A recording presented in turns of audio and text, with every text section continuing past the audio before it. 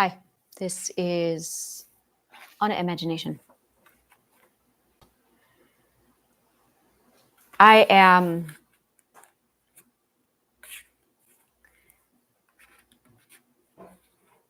this, when I started my YouTube channel, it was because I was part of Brain to Books, and I needed a platform to communicate.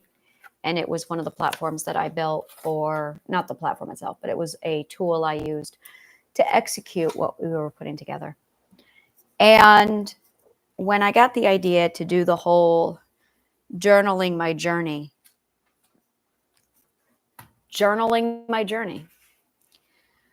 I committed to the fact that I would be human, real, raw, and that's it. It's human, real, and raw. And I realized that, and I was this way, where it was hard to tell what was real. Everyone had an opinion on what healing looked like. Everyone was a bunch of it was ridiculous. No one could answer any questions. This was not the first time I'd run into this problem. My whole life, it was a chore to get the fucking truth. And but the first time I ran into this problem, it was the goddamn fucking Christians. There's just no other one nice way to put it. There just isn't. You'd be sitting there reading, and then the whole story would be convoluted, fake, and bullshit. You could tell where they went in and changed the fucking books. It was so obvious. It was equivalent to that priest who literally chiseled off all the genitals and through the entire Vatican and put leaves over their genitals. It was that equivalent of obnoxiously obvious. Everywhere those fucking assholes touched any art, that you just could tell. It was like some asshole went over and scratched God out in crayon and just whatever the fuck they wanted over it. You could see it. And I would go through books and history books, and it would make logical purity sense until you reached this roadblock, and then it was just that's not logical. It was logical right up until that, and then there were like 4 bullshits around it. It was just reeking of bullshit. So then it immediately meant that I could not use the book any further. I had read to the maximum point, and the rest of it would be tampered. So I went ahead and started to pull from other sources. I learned how to recognize thumbprint tampering. And I was able to see where every goddamn fucking Christian tampered with the art and the story to hide the truth. And I found it riddled in history. So that I'd be reading a book, and then I'd get Christian slop, lies, and deceit. And then I'd have to decipher it, find the truth, and then continue the trail. So through that way, I was able to piece together the truth. Now, when I was working away from Christian sources, my job was easy. I went through so much reading material and so much studying so fast. But the minute I got to that Christian thumbprint, it was over. I knew I was looking at least a 6-month setback because of their bullshit. So instead of just studying the truth, I had to riddle out their fucking bullshit lies. So I got really good at figuring out when someone was lying. I spent this morning reading through the Judgment Day per the Islamic religion. And then I went into the Judaism's magical system. The Jews have a magical system. And I went back to that. I compared their magical system to ancient Greece because there were a lot of similarities. And I went, thank God, untainted material. Look at that. There's no Christians over here. Imagine that. So I was able to draw a lot of information from Judaism, judicial, what's the word? Jewish magic? Judaic, that's the word, Judaic magic.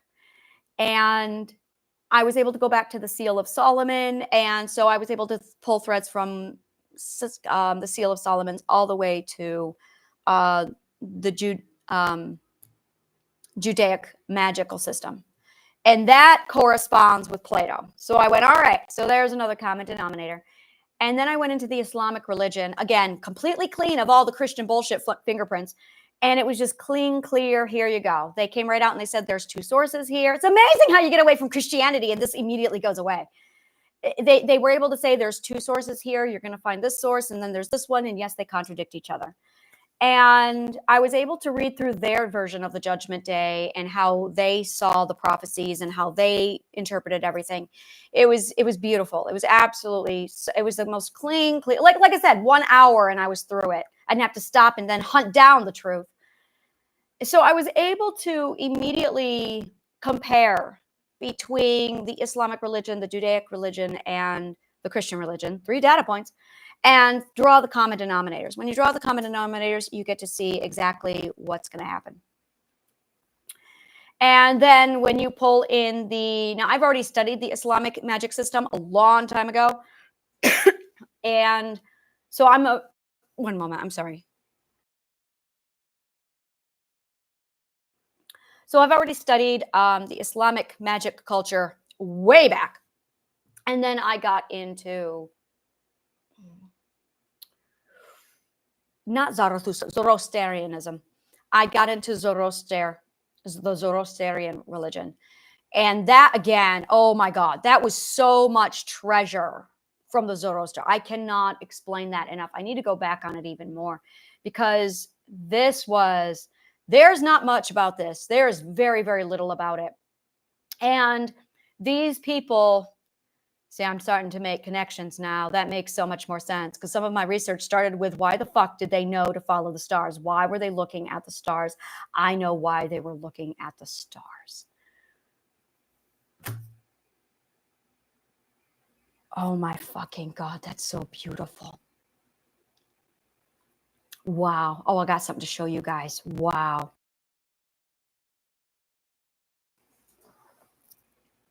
Oh, it's just coming full circle and it's so fucking beautiful.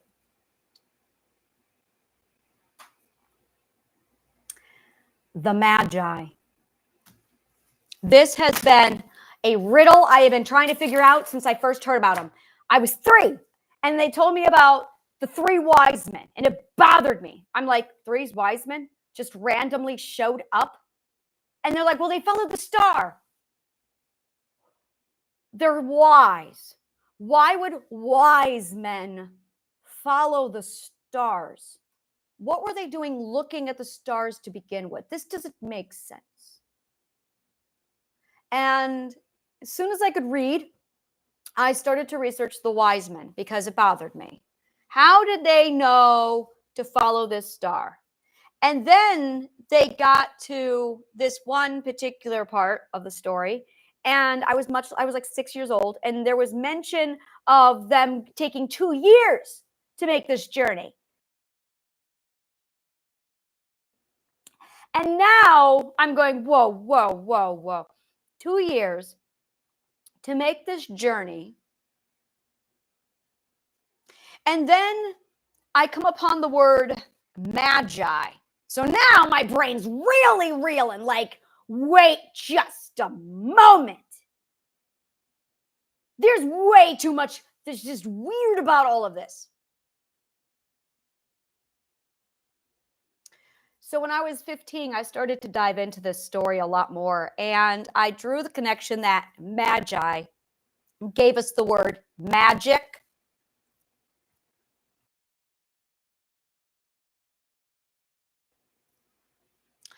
And wise man, as in Solomon wise, were magi, were magic. This is making so much more sense now. They were staring at the sky because they were divining, using linguistics and logic and mathematics to decipher the universal clock that I can see. And now I'm going, oh, wait a minute. So they were studying the universal clock.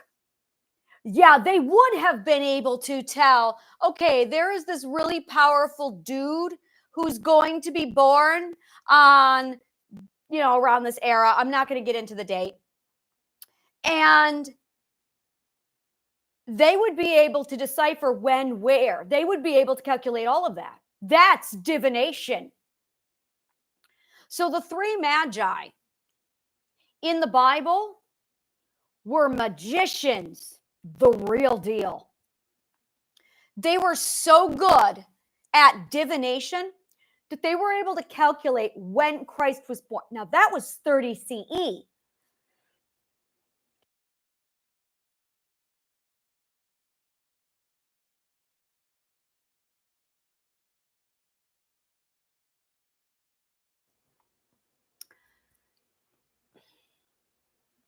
That was, let's just do it. That was 0 CE, Fascinating. So,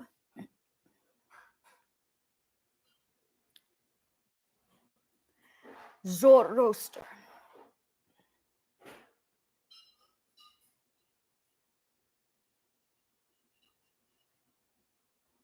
Why is Zoroaster's name also Zarathustra?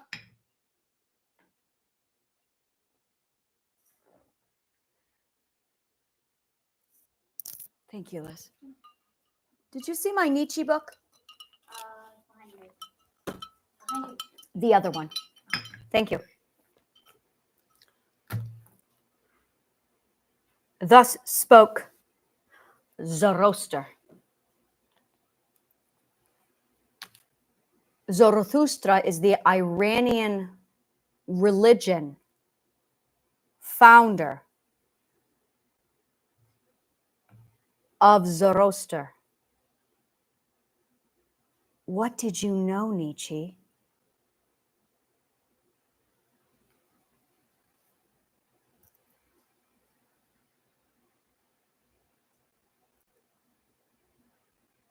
Thus spoke Zarathustra meant Zoroaster.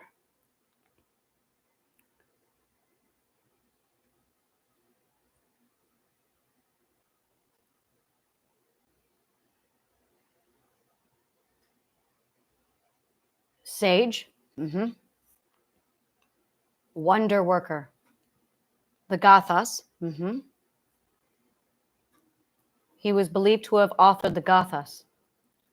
He also had an impact on Heraclitus, Plato, Pythagoras, and the Abrahamic religions, including Judaism, Christianity, and Islam. I found the catalyst.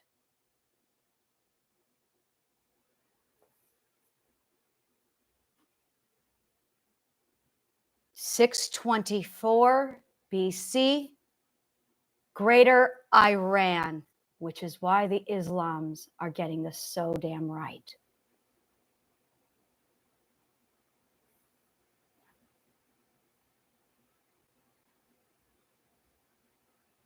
Oh, I don't want to see that.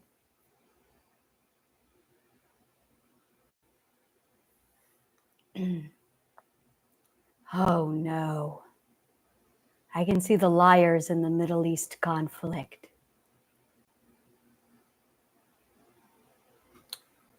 Shit. Oh, shit. He died at 77. They have marked this man very clearly. Like, when they are that accurate on dates, it's because they know.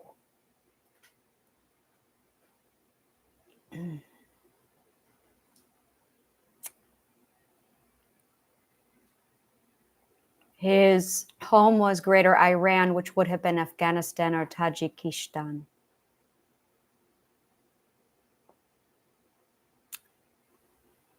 He inspired the Greek educational system. This is my educational system. Oh,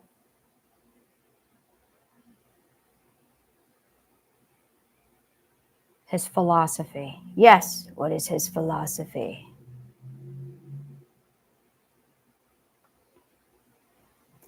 In the Gathas, Zoroaster sees the human condition as the mental struggle between Asa and Druj. The cardinal concept of Asa. I already know what those are. I can immediately see them. Nope. Boom. I see it. He's talking about the dichotomy of good and evil, fear and love. Asa and Druj. Asa, which is highly nuanced and difficult to translate, is at the foundation of all Zoroastrian doctrine, including that of Ahura Mazda, who is Asa, creation, existence, that's love. So Asa is love. Druj is fear. Wow, this is old. This is untainted. This is history. This is how I do history. The cardinal concept of Asa, which is highly nuanced, that's creation, it's existence, it's the condition of free will. Yup, that is which is why I constantly say consent is everything. It's the equal footing. It's the only place where you can establish consent. It's the only place, which is free will. Consent is free will. Consent is free will. I probably should have said that a lot sooner. Consent is free will. It's one of those things where I knew it because to me it's common sense. So some of the stuff I think of, I'm like, it would be really stupid to say that because that's common sense. And then I forget that it's common sense to me, not to everybody else. So consent is free will. The purpose of humankind, like that of all other creation, is to sustain and align itself to Asa. Do you get that, guys? This is the point of life. We are supposed to sustain and align to Asa. Not fucking hard. It's called the truth. Like, you sustain and you align. That's all you have to do. That found my religion. Zoroastrian. Oh, yes, we're doing it. This is the official, it's funny because one of my books is literally called Becoming Zarathustra. That would be what I call the universe, universe's universe, university, universe, university. Why am I now universe? Lizzie, do you hear this? Yeah. University. No, I did not. One of the first things you noticed. Excellent. I did not. I'm loving that you're surpassing me. That's the way it should be. If your children are not getting smarter than you, you've got a problem. Always make sure your children are smarter than you. It's the first sign of de-evolution if they're not. Universe versus university. See, now it's starting to make sense.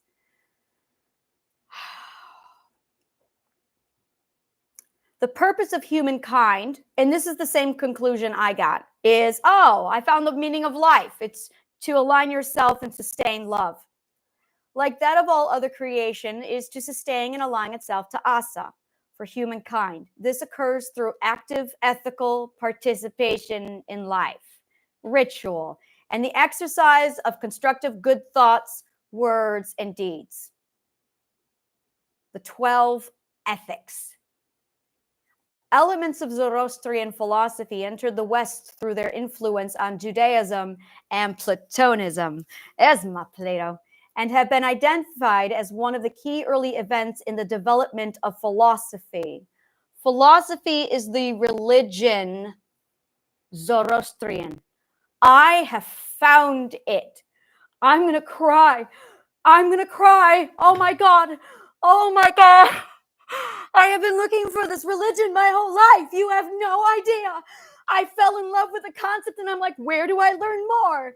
And I couldn't find it. The irony. It's so freaking ironic. I wanted to study that religion so bad. And the World Book Encyclopedia from 1992 did not have it. Oh, I was so mad. Oh, I wanted to know so much more about Zoroaster. And it never fucking occurred to me to go back after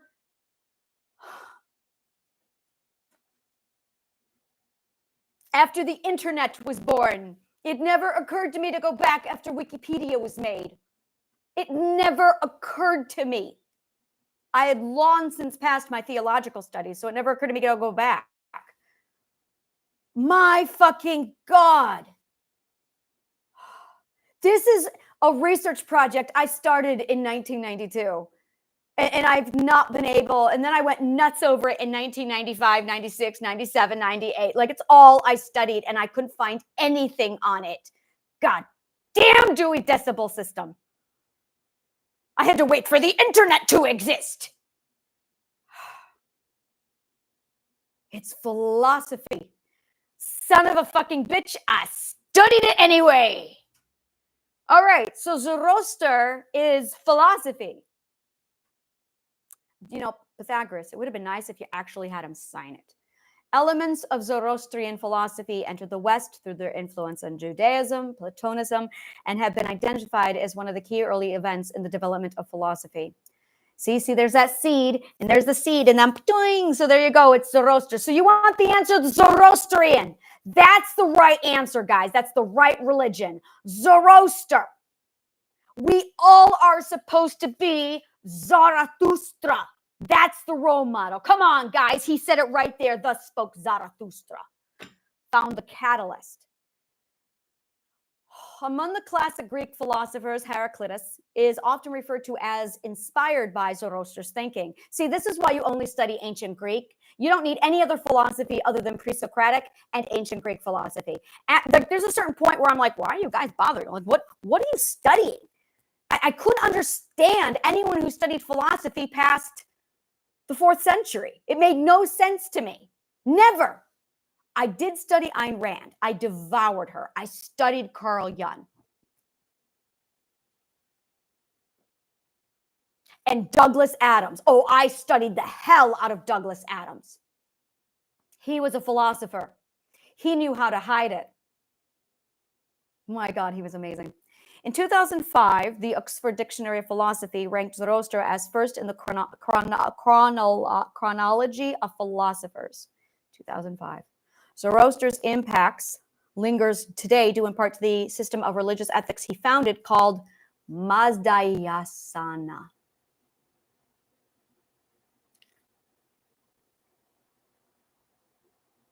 The 12 ethics are Madhyasana. The word Madhyasana is Avestan and is translated as worship of wisdom. Mazda in English. The Encyclopedia Natural History, Pliny, claims that Zoroastrians later educated the Greeks, who, starting with Pythagoras, used a similar term, philosophy,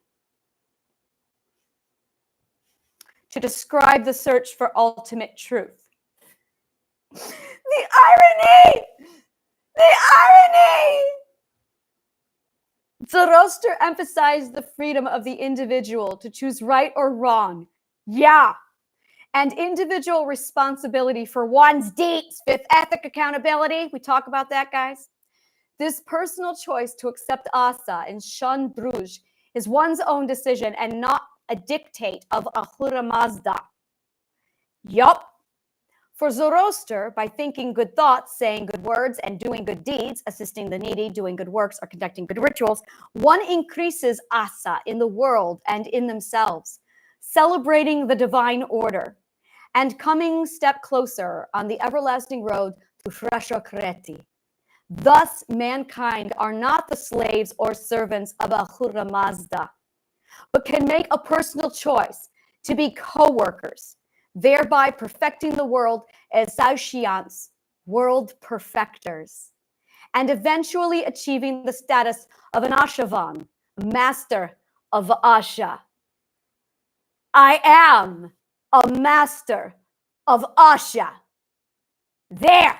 Oh, that explains my dragon's name now. Oh. My dragon is Asha. I have my dragon's name. I couldn't figure out what he was trying. He kept saying to me, Asha, Asha. And I'm like, I have no idea what you mean. Now I know. So my dragon's name is Asha. Frashokreti. Frashokreti. is the Avestan language term. But this is, I didn't get this far in the Proto-Indo-European chart. So if I had, I would have done all of this. No, I wouldn't have, because the internet didn't have been invented yet. Later it did. No, we're back to that. That is the logical fallacy I just invented. We're going to undo that. I would have researched it, so I really did. But Rome distracted me. You should have focused on the Greeks. Yes, I should have. But then I wouldn't have figured all of this shit out. Which is why you could not go on. Oh, it's the journey. Oh, how beautiful. It was all about the journey. It was the journey. I need a minute, guys. This was the journey. I mean, I had the answer all along, and it was just all about the journey. What a great fucking story. Wow. I'm loving this. See, I sat there and I remember manifesting it when I was a kid. I was like, I want to study Zoroaster. I want to study Zoroaster. Oh, look, philosophy. I'm so happy. This is amazing. Wow. This is fantastic. And my dragon's name is Asha. I'm just so fucking happy. I gotta calm down. I'm gonna calm down. I'm just so fucking happy. And Zoroaster turns out to be Zoroaster. And I'm sitting here going, why are they connected? They're connected. I know they're connected. Oh, and that would just stay with me for decades. Zoroaster. I know there's something going on there. I knew it. And I gotta watch Cthulhu. So that's the other one that's like lingering over there. And I'm like, I know Cthulhu. I'll get to Cthulhu. But my God. And I'm like, Zarathustra. And I was supposed to find Zarathustra. I did this whole thing when I picked up this book.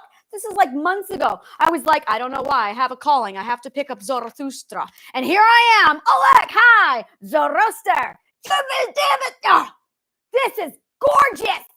This is just the gorgeousest. I get a lot of these all the time, every day, where my past meets up with my future, and then I can see how the whole manifestation played out. It's really fucking cool. And this one is like the cherry on fucking top. This one does not get better. Asha's my dragon. Goddamn Zoroaster. Oh, I am so fucking happy. All right. So Athena was inspired from this amazing dude, Zoroaster. God damn it, I love it. And here I am typing out my book, Becoming Zarathustra. My God, this is for the Zoroastrian doctrine of final renovation. The universe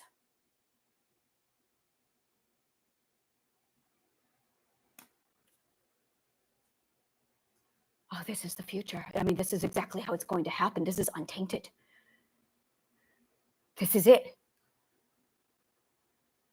This is it. Oh, I can feel the purity in this.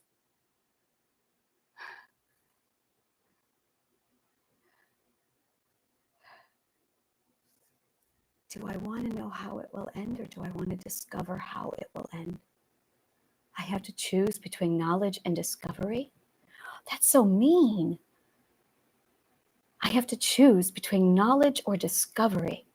Oh, this is a cruel joke. Oh. Do I want discovery or knowledge? Oh.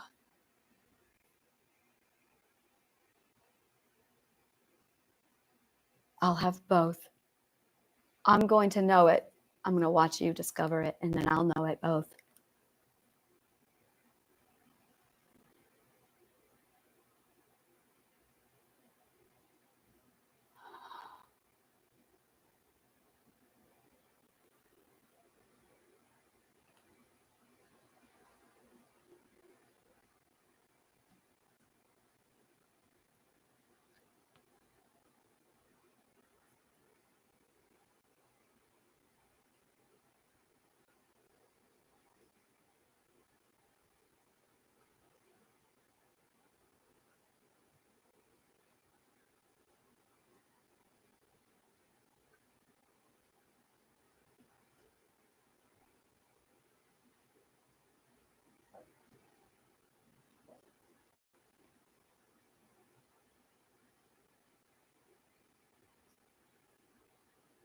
The biggest mistake the ancient Greeks made was not sharing the knowledge. I will not make that same mistake.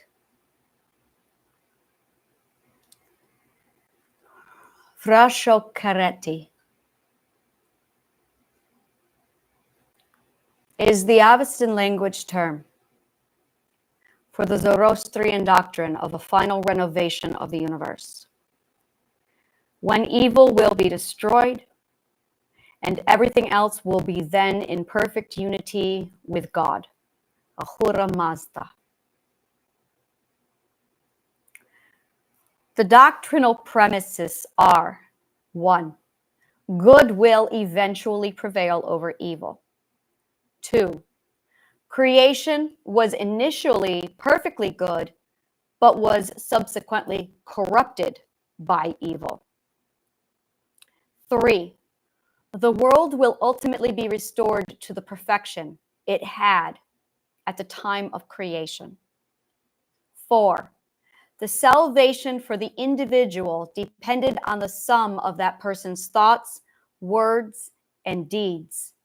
And there could be no intervention, whether compassionate or capricious, by any divine being to alter this.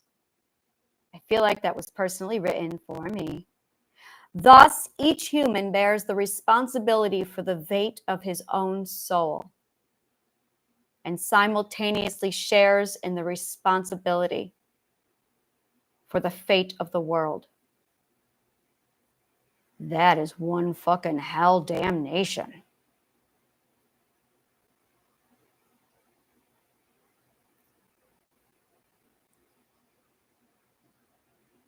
I do not need any more further information. I can read that from the point of truth.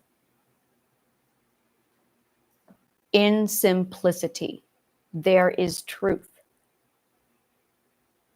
You cannot get things more simple than that. And that is the common denominator and the catalyst. It was the telephone game, guys. You all got suckered into the telephone game. Surprise!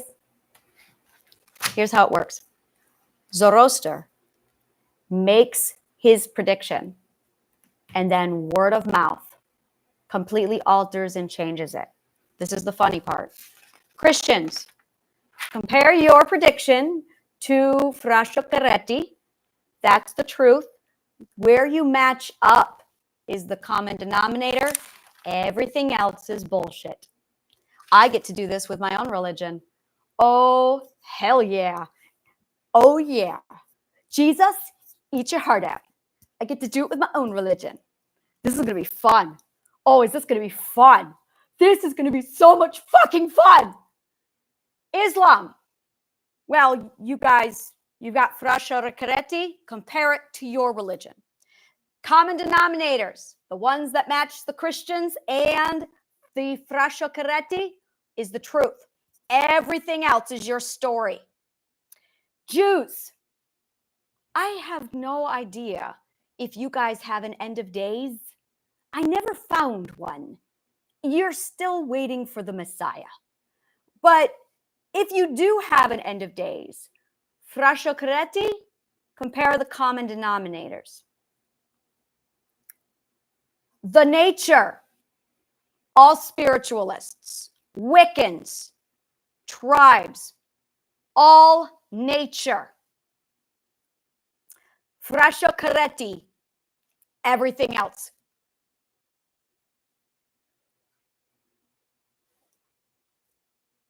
That was just you. That was your identity playing with you. Identity has a sense of humor. You're going to learn this. She has a really big sense of humor, and that's a little part of it. Confucius and Buddhists and Taoists and Taoists. I do know the Buddhists' end of days. I know their pilgrimage. Common denominators. Compare it to the Fra Scioccheretti. So now I'm going to do it with mine. I have the 12 ethics. Oh, I actually wrote it out. Oh, I've been documenting the apocalypse now and the end of days for like months. Oh, I'm so happy. I get to share it with you now. Oh my God. Oh my God. Oh, I wrote this out like months ago. And I was like, I can't share this with people. They'll kill me. What the fuck am I supposed to do with this? I can now share it with you. Oh, I'm so glad I documented this. The apocalypse. Oh, I cannot believe this is. Oh, I'm so happy. Oh.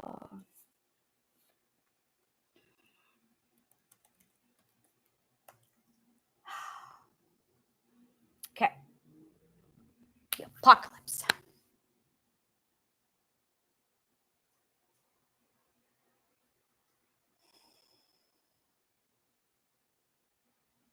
All right, I'm going to go ahead and read this. This is the predictions I made. It is 8 pages long. I started this back, oh my God, months ago. Oh God, that was 2023. It was last year that I wrote this stuff. So here it is. The garden is a societal arc that provides the order, leadership, and sanity people will need during the transition. It's us, guys. It's not demons. It's not angels. It's not gods and archangels. It's us. We are the bringers of war. We are the bringers of plague and famine. We bring the death on his pale horse. It's our panic, our hoarding, our paranoia that brings about the end of delusion as the matrix falls. The rapture is the end of delusion. It's all just us. And we have the power to stop this, shape this, change this with peace, calm, and thought. The end of days? No, it's the end of ignorance, actually. The end of blind bliss. The acceptance of what we are. This transformation into the abstract. I feel like I'm giving a speech. I feel like I'm giving a speech. This is my speech, and I wrote it 6 months ago without it being a speech. I got this. The acceptance of what we are.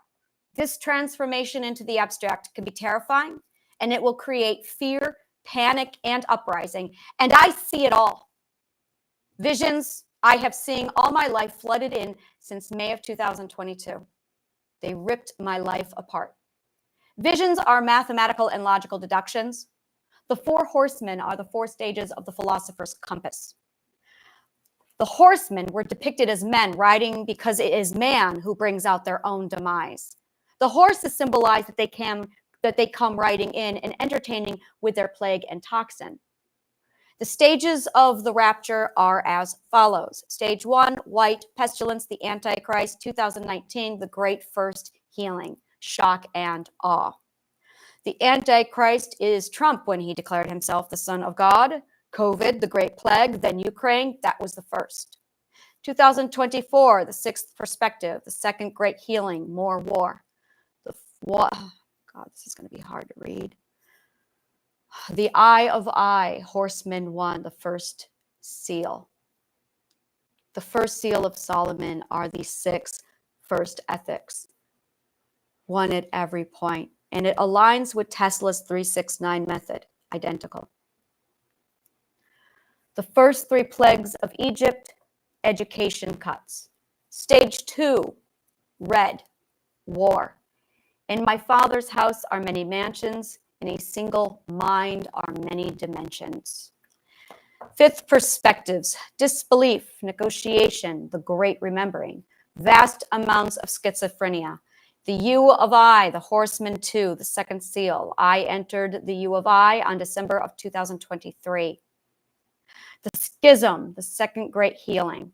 The integration of all knowledge when physics, science, and psychology and faith all merge and we prove God exists and his name is Zoroaster. The 4, 5, 6 plagues of Egypt. Anti-God is anti-America campaigns. Stage 3. Give me a minute. I'm going to start reading this before I say it out loud. No. That's as far as I'm going to take it. That is as far as I'm going to take it. I'm not saying the rest of that. The goal is to have no panic. That is the only mission, is no panic. Don't panic. Don't panic. This is going to sound really fucking weird and really fucking awesome, but Hitchhiker's Guide to the Galaxy is going to become Hitchhiker's Guide to the Apocalypse. That's right. That's what we're going to do.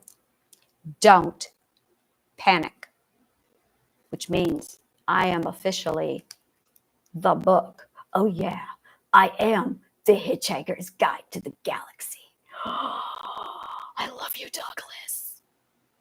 Oh, my fucking God, I love you, Douglas. Sometimes I feel like he did this for me. Okay, I'm going to calm down.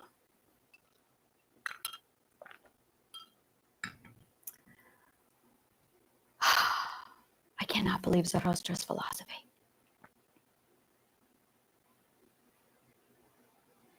Wow. Just wow. Now I want to know more about Solomon. When was he around?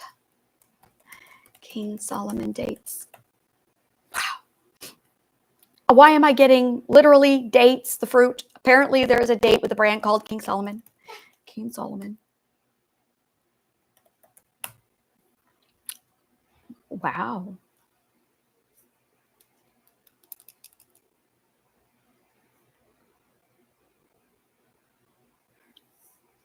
(1010 BCE). Let's go to Wiki. I trust Wiki a lot more than any other website. 970 to 931 BCE, hypothesized is his reign. See, I love you. Read the hypothesized. Beautiful. That's the way the language is supposed to work. Not, it's my opinion. No, you're hypothesizing it. Do you see the difference? That is the difference.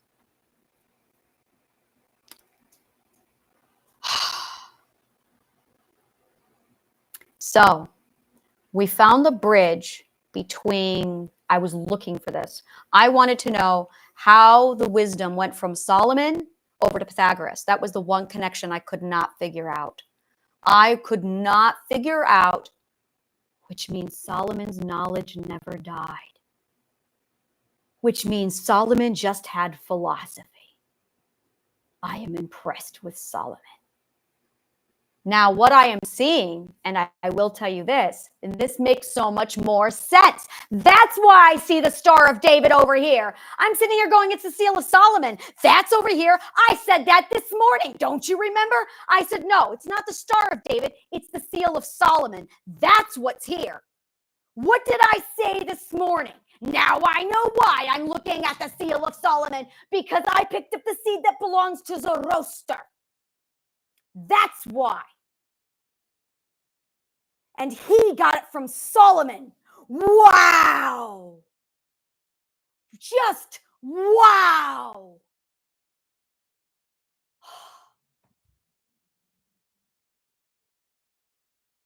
So an educational system is literally an entire culture wrapped up in a seed. Wow. I could not figure it out. I'm like, okay, there's no pentagram. That was Christian fiction. But you know what there is? Not the Star of David. That's Jewish fiction. No, there's this seal of Solomon. What the fuck is this thing? Because this is here. And that looks like yeah, that makes sense. Now it all makes sense. I would even get over to Ireland and I saw it there and I'm like, they've got it figured out.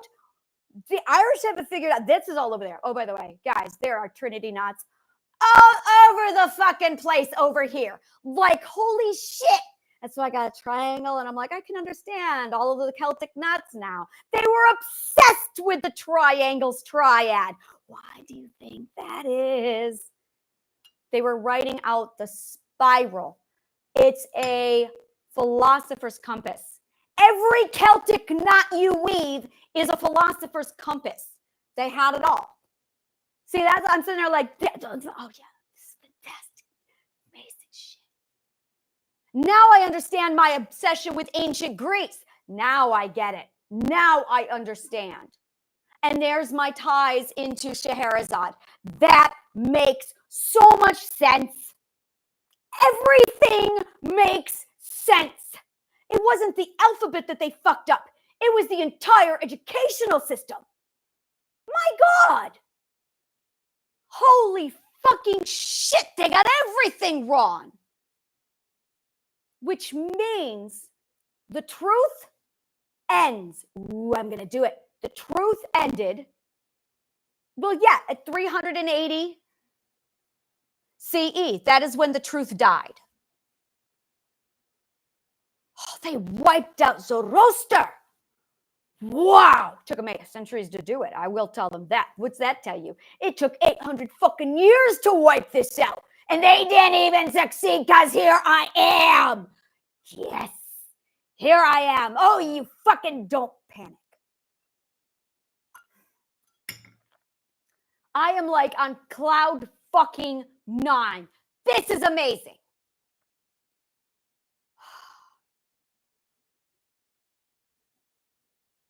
I did not make the connection that it started off with good and then it went bad. Therefore, that I kept missing that part. I was looking for that. I'm sitting here in the beginning of time going, okay, what am I looking for? I'm at the beginning of time. Oh my God, things are really fucking, I got to go back. And then I would go back and I'd breathe and it'd take me a few days. This is all I did for the last 2 weeks. And then I'd go all the way to the end of time following this goddamn code. And I would sit there and pull it apart like, where's this fucking logical code? What am I missing?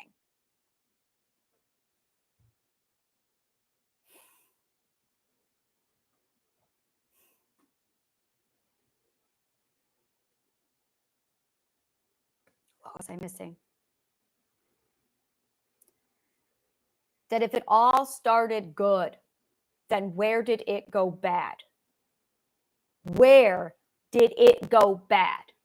I remember this. I was analyzing it with the dinosaurs. We were pulling apart the meteorite. We were talking with the dinosaurs about whether or not, like, what happened after that. Isn't it interesting how time stops and then we continue evolving again? Oh, this is interesting. Where did it all go wrong? Where did this thing come from? Is this our punishment if we drop the standard of ethics too low that just boop, it pops out for self? Oh, that would be the flood. That would make sense. It's like an auto flood built right into us. Oh, you guys are just collectively assholes. Oh, you're done. Game over. You failed.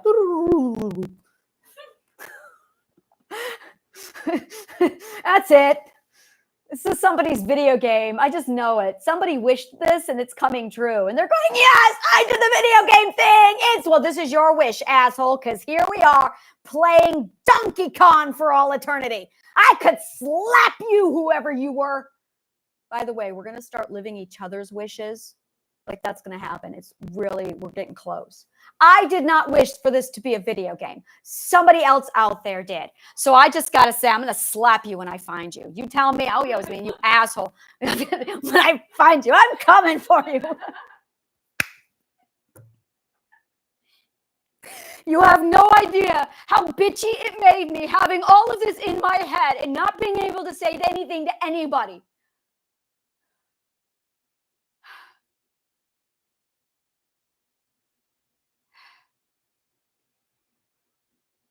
It's just being able to, it's forecasting and purchasing. It's really advanced forecasting and purchasing. When you align all of the numbers and the data, and then you make a projection out for 6 months over what inventory you need. It's that, but with steroids. That's all. I mean, it's really pumped up here, like it is juiced. But yeah, it's basically purchasing. It's literally purchasing. It's the exact same scale. Only I used all of the skills to get it done. So that when I was done, I could cast the same kind of forecast with the highest probability versus the lowest probability compared to the rate of growth, the change, all of it. That one got away from me. So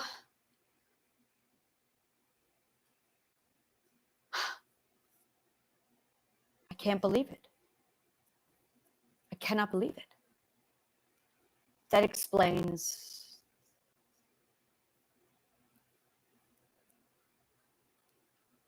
the curse of Canaan.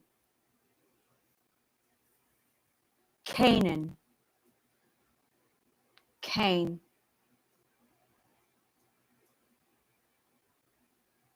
Oh, I do believe we found it. Where did it all go wrong? The mark of Cain. which was reborn when Romulus killed Remus. So this is the mark of Cain, which sets off a chain reaction for self-destruction. Because the moment the mark of Cain comes out, that's the trigger that things are at their worst. This is the mark of Cain. That's why it's not natural. I've been looking for this for a long time. It went wrong with Romulus. It went wrong with Romulus.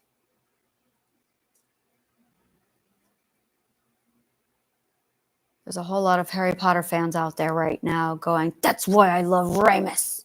That's why he's my favorite.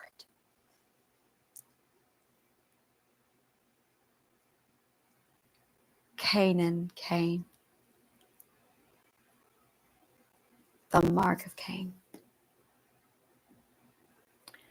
I should not have looked at the Middle East. I was really, really trying not to look at that one. I'm like, don't look at it. Don't look at it. If you look at it, you can see it. I know. I'm not looking. I don't want to get involved in that shit.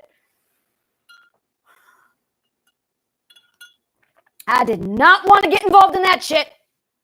So I'm just like, don't look at it. So guess what's there? What's there, Zarathustra? Shit. Now I gotta look. Zarathustra. Magi. I haven't even gotten to the best part, because the best part's my name. Magi. Magic. Image. Image. I imagine. Imagination. Nation of imagine. Nation of magic. Magic nation. Booyah, that's why I'm called On It Imagination. That is why my name is Imagination. I for imagination, because I am the self. When you read the Bible with the word God replaced with I for you, imagination, you become the God. The Bible reads really differently when you think you're God reading it, which is how I was able to read it the right way. I pretended I was God because I felt like I was God, because every time I read a story, I identified with the God in the story. I'm also the doctor. So every time I read the Bible, I was in God's point of view, watching the whole thing take place. Really different read, I just got to say. Really different read. So if you just read the Bible from God's point of view, suddenly it becomes a how to be a God manual, which is really what the Bible is. It's a how to be a God and not destroy the fuck up out of this place. That is literally the true title of the Bible. It's the how to be a God, the manual. And I've just basically been translating all of this. That's what Triad of Killing is. I translated the Bible.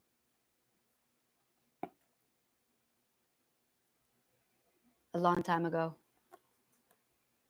So I was able to read an entirely different story, and I couldn't figure out why the fuck your story was so different than my story. Took me a long time to realize you guys don't think you're gods. So you never read through the God point of view, did you? Sometimes I read through the Christian or the Christ point of view. So sometimes I got to Jesus and I'm like, oh yeah, I'm Jesus. Yeah, I related to him. I adored Judas. See, that's what I don't understand. Why you guys hated Judas. He was the most amazing fucking character in the book. Job pissed me the fuck off.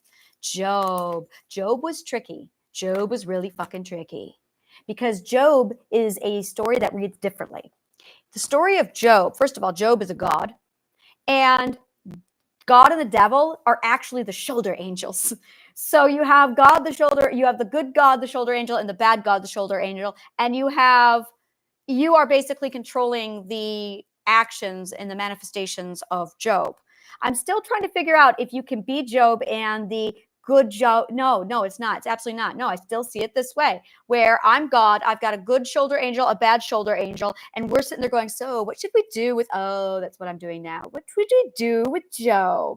And I'm sitting here looking at Job, that would be you guys, and we're having the conversations between good and evil. What should we do? What should we do? Well, we sit there and redo this whole logical code and correct the parts that are all fucked up because someone changed the story. You see, when you change a story, you change all of the logical code. So if you don't tell the truth, you change the logical code. And then you get the mark of Cain all over inside of you because you lied, which is why thou shalt not lie was probably the only goddamn 10 commandments they got right. Because if you lie, you set off the mark of Cain, guys.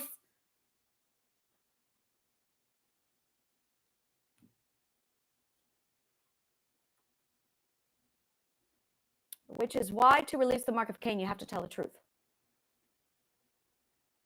That's it right there. You got to tell the truth. There is no other way. You have to tell the truth. So you can go through triadic healing, or you can tell the truth. I wonder how many of you are going to choose triadic healing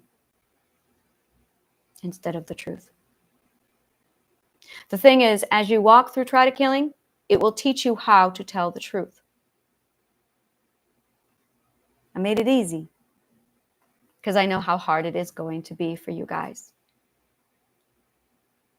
That's something I never talk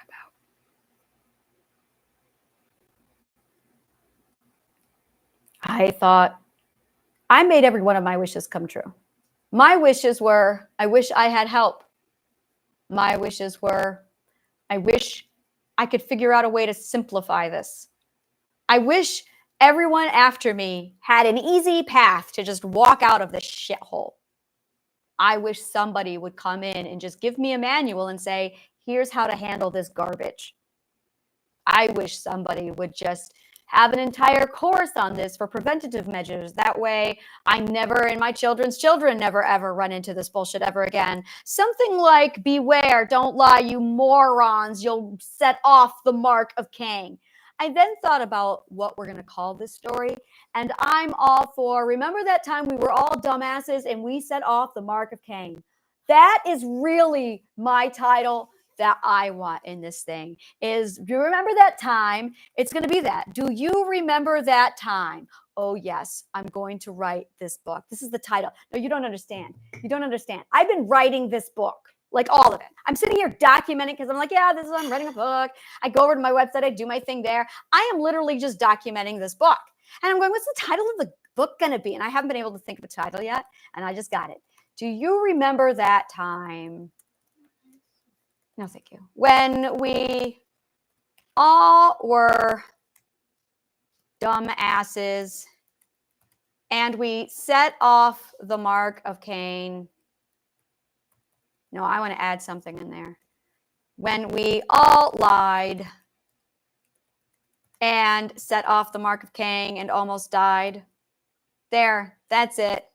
And almost died. There you go.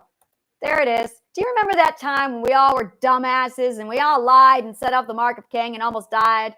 That is the name of this story. It is to remind us how stupid we can be. That is the whole purpose of this story. We need to learn the story of how stupid we all can be. Sometimes it's going to be really, really angry. And sometimes it's going to be really fucking funny. It is called an all genre. All genres are the best. All genres only exist in the abstract.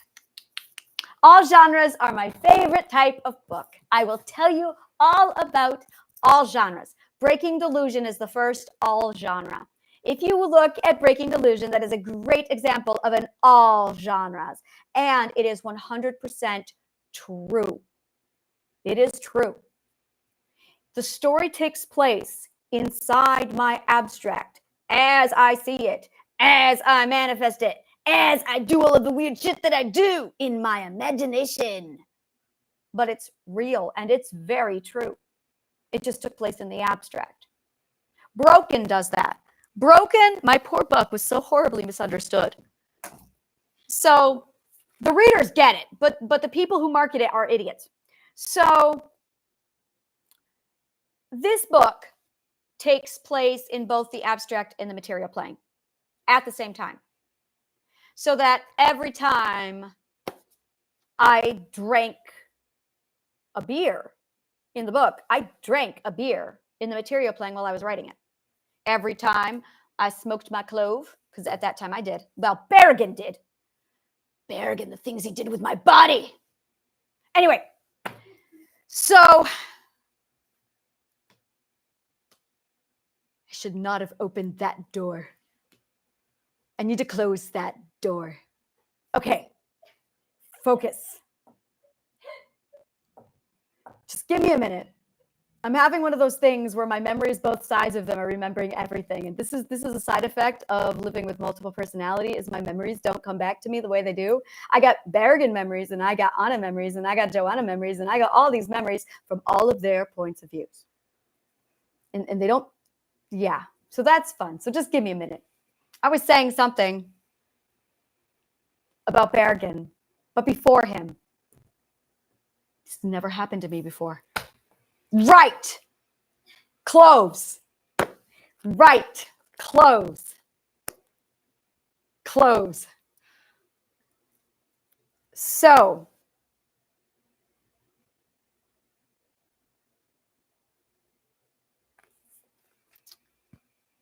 it was taking place in real life. All of it was taking place in real life. It was toggling between both sides. And because it was toggling between both sides, I would do things in the material and then they'd play out in the abstract so you can align them. And then in the end, you step into the material plane right after she put down the abstract plane. But it's 100% true.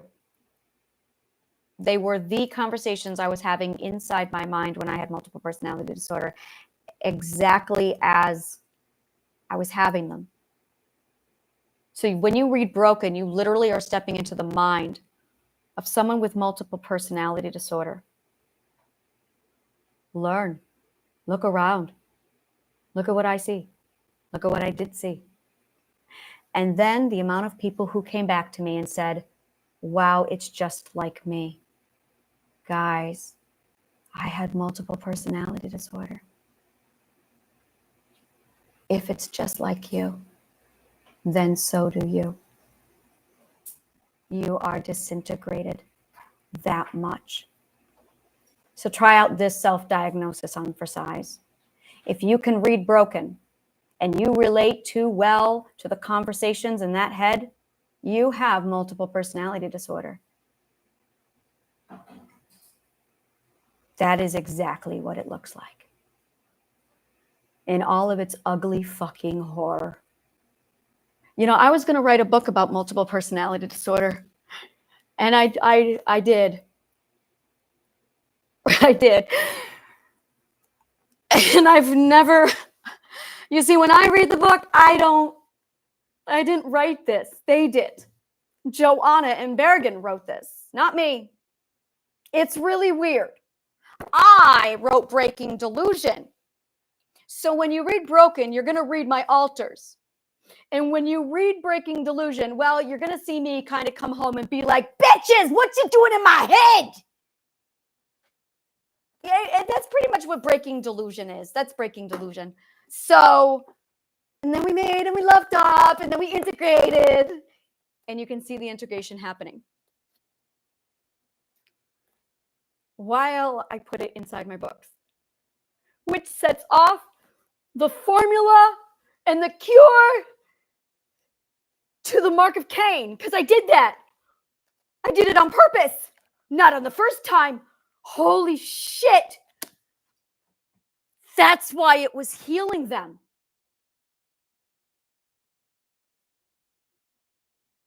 It's already done. I already wrote the books. Broken and Breaking Delusion have the cure to mental illness embedded right inside of them. As you read Broken, it literally breaks the delusion. It breaks the delusion you're in so you can see your truth. And then you need to read Broken first. This is what set off everything for me. This is literally how I broke the delusion. I wrote this book, and then people would read it I don't have to teach you anything. It's done. All you have to do is read. All I have to do is promote my books.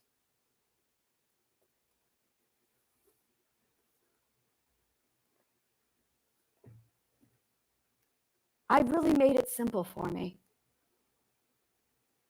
I made a wish that I wanted to do as little work as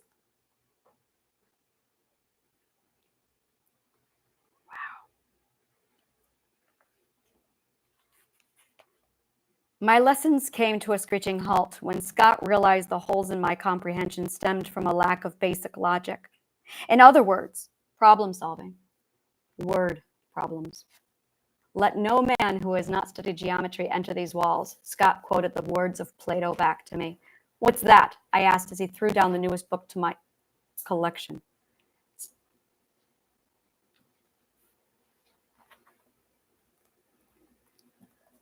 Logic, geometry, algebra, he said, the building blocks to refined thinking, which should jumpstart your brain into understanding the music theory. I could feel my eyes glisten with excitement as I flipped through the pages of the algebraic equations, proofs, and angles. Get through this, he said. Finish Sophie's world. Then you should be set to go on with music theory and composition. Some study in philosophy couldn't hurt either. Sophie's world. If ever there was a book that shaped me into what I am, it was Sophie's world. Who are we? What are we? Why are we here? Where did we come from? I am no plot spoiler. I will not tell you what happens. But the book is designed so that when you make it to the final page, the reader has begun to think logically. And you don't even realize you're doing it.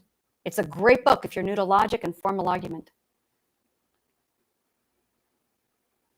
Scott and I tackled and argued existentialism. He ripped me apart with it and left me godless. Yes, he did too. All at once, I questioned my center, my existence, my purpose. I didn't even know what I was, who I was. I felt myself slipping, uncertain. If I was even real, and wondered if I wasn't a figment of someone else's imagination. For all we know, that is exactly what we are. Existentialism forces you to question and change your perspective. Perspective. Such a powerful concept. With existentialism, you stare down the psychedelic kaleidoscope and you see how completely insignificant we truly are.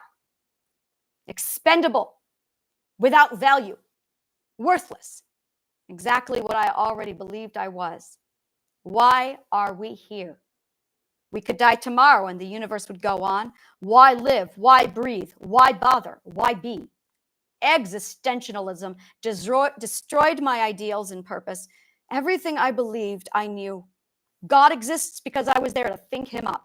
And the day we are all dead to not think of him and worship him, he will cease to be. For a God is only as good as the people worshiping it. I just like to say that we get to worship ourselves. Just saying. How do I know? I don't. That's it right there. Worship the self. See, I know what worship means. Worship the self. Oh, you gorgeous fucking creature, do it. I know, I'm getting there. Worship the self. See, I know what worship means. Worship means learn. Oh, that's a gorgeous code that the universe just this little chick. I love it. I love it. Worship the self, learn the self. That's how you worship. You learn. You cannot guarantee that anyone is going to worship you. So you have to worship you. So the more you learn about yourself, the more you will flourish and grow, which is loving yourself. Loving yourself is the process of learning who you are. Just a minute.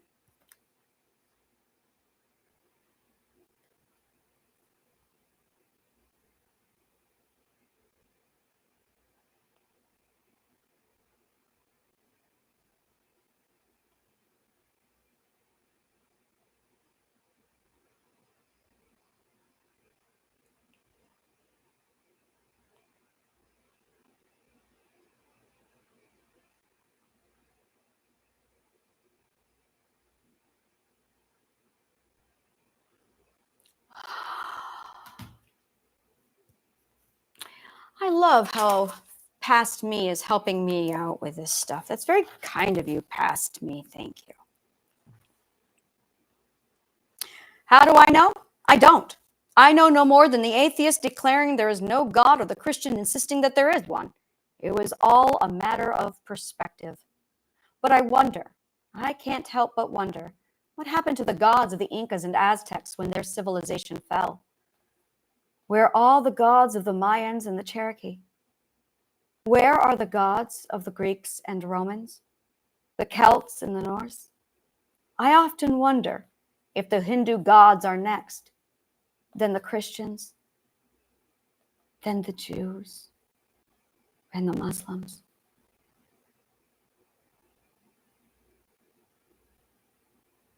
God disintegration. What if we're all wrong? And it's only a matter of time before all the people are gone and no one is left to worship them. I see hundreds of gods standing in silence without people, staring down at an empty earth. No one to believe us, no one to pray, no one to worship. I see them vanishing one by one. Like us, they too will be forgotten. Where will the gods have gone? Will they wander the universe looking for another people to believe in them? Is there a God heaven, do you think? Is Christianity just the newest religion destined to be myth? Is the people who give a God its power? And what are the people but expendable insects on this world? I studied existentialism and wanted to die. So that is broken.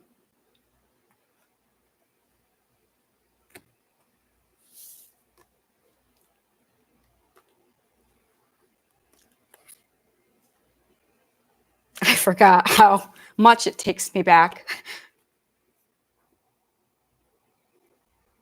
I literally tell you all of my entire story, step by step. I tell you what I study, the order in which I study it.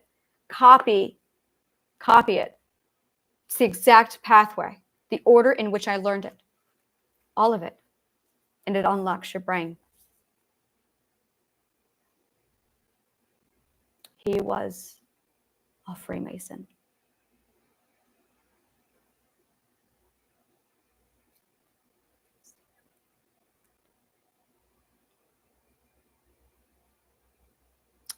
I love watching all of history click into place.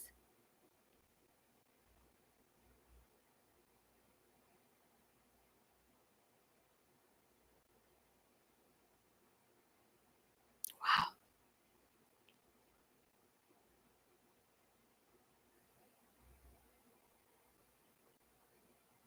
It's so smooth. You know how you can run through a period of time in your memory and you can see it clearly, like a full story that's just moving. And then you get to a point and you don't understand something and there's just blank.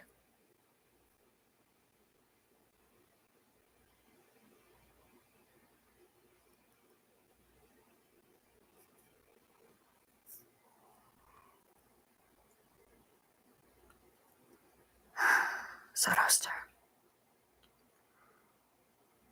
Why did I have to take the long way around?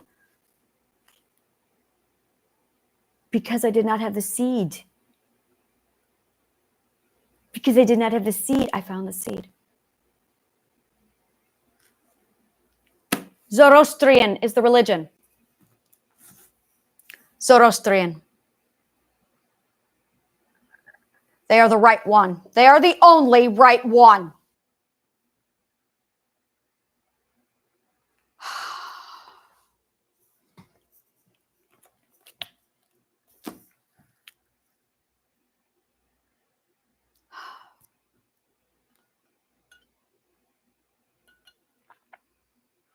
That's literally the seed to the triadic healing. Why can't I get my brain around this? Because it's been overlapped for so long. I'm integrating right now. The next part that's integrating is my past knowledge with my future knowledge. So now the project that I put together then had one version, and here I am with this version, and I just realized they sync up and they align, and I'm going, oh, they needed to I needed to assemble. When you start to assemble your ideas, you're integrating. We all need to write that down. When you start to assemble your ideas, you are integrating. Assembly is integration. Exactly like in Voltron, where they go, I'm up and he's got 5 people in it, in this robot. That's what we do, because I wished to do that. And then it worked its way into the logical code. And there it clicked. So assembly is integration.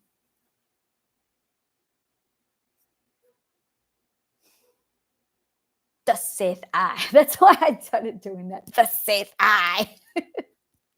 Thus say I. God, I just love my dragon's name is Asha. Badass. This, I love my story.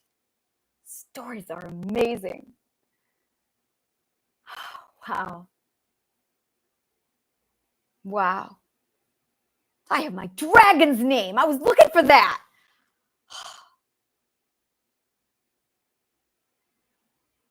We get to worship ourselves for the rest of all eternity. That explains why self-esteem wasn't allowed. Self-esteem. Self-esteem. This makes sense. Oh, yeah, I know exactly what they did. They wanted to capture gods. There's the question. Why did they destroy education? Because they wanted to capture gods.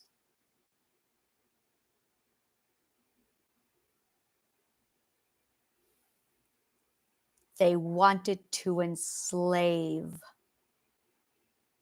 gods.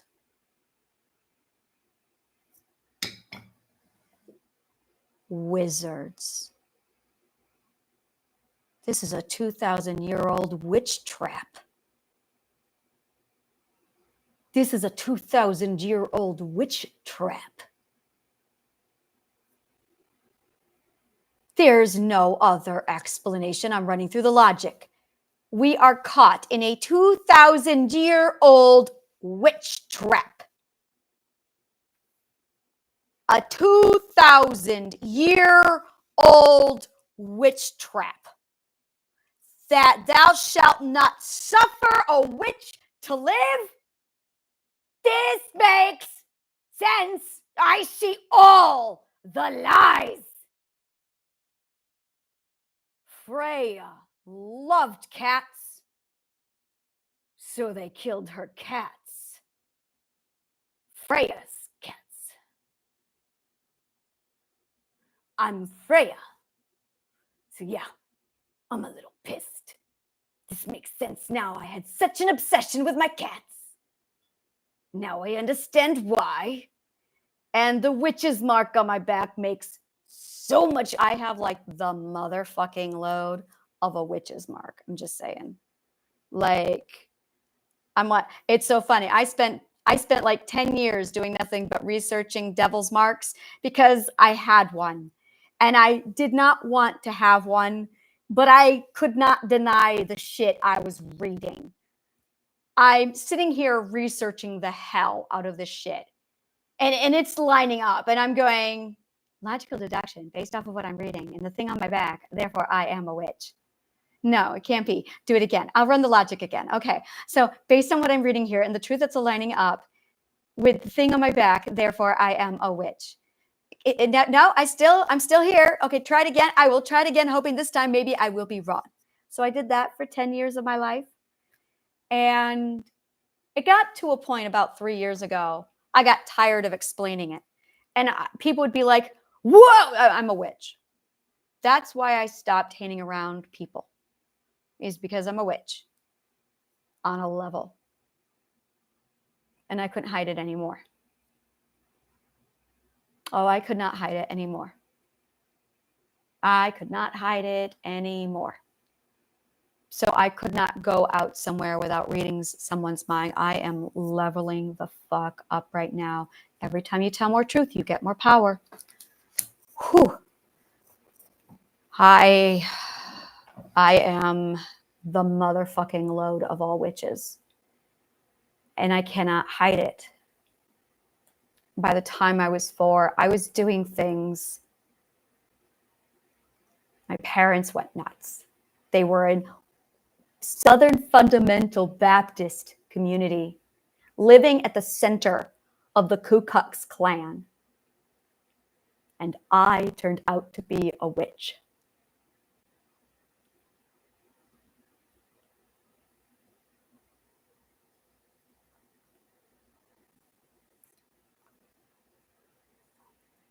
I was a slave because they were trying to hide me. My parents were scared shitless of me. They thought I was the devil. My mom, who's Irish, was able to get around that. Was able to, well, she's Irish. Thank fucking God she was. Thank fucking God she was. Her Irish education is what saved me. My mom is an Irish mother. I was crying all day yesterday because I realized that I had no family. And I made a lot of wishes that I wish I had family. Turns out I do, but I was too delusional to see it. My mother is an example of an Irish mother.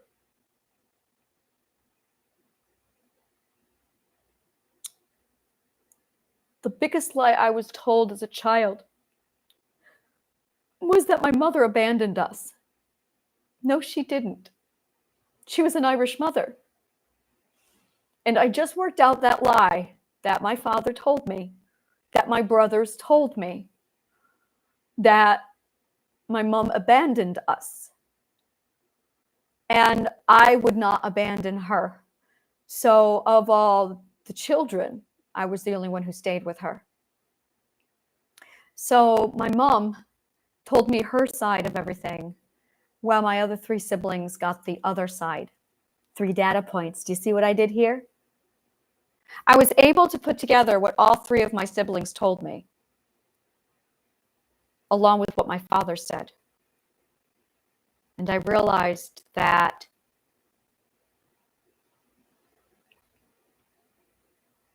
they were all copying him.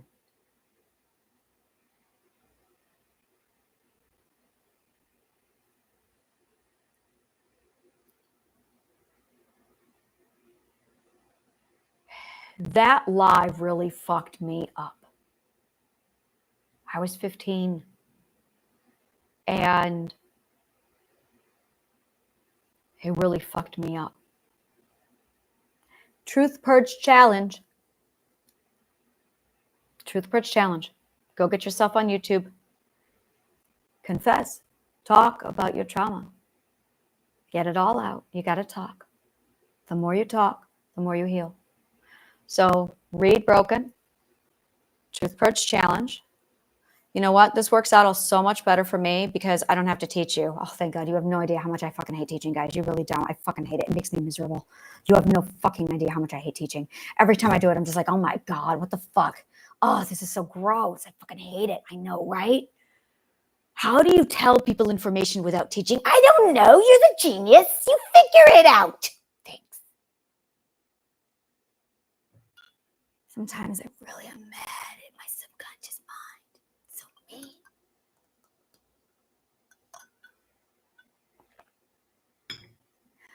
I love this side of me. I love imagination. Oh my fucking God. Everyone loves imagination.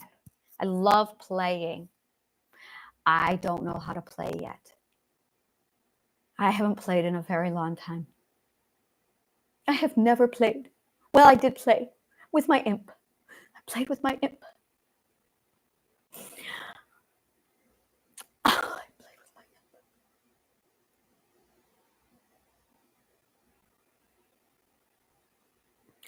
So,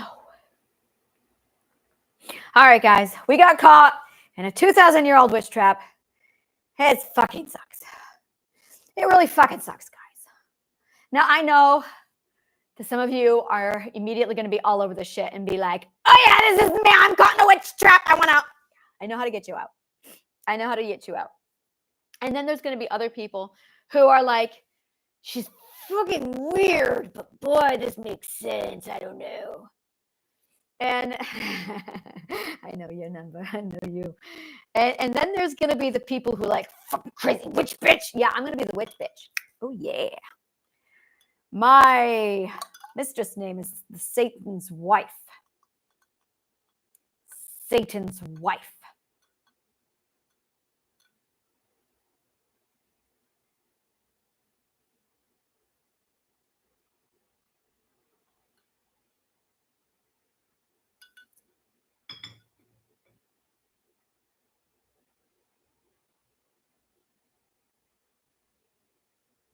Lucifer.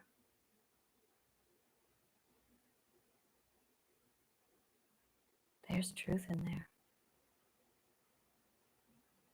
What the fuck? Milton told the truth. Milton told the truth. Milton wasn't the mythology. He was the truth. Paradise lost and paradise regained. He had the 12 ethics, which meant he saw the truth, which is why it totally contradicted the Bible. Guys, he can do what I can do. He wrote the logical code. If you read Milton, you'll have the true version of Christianity. Holy fucking shit. Lucifer.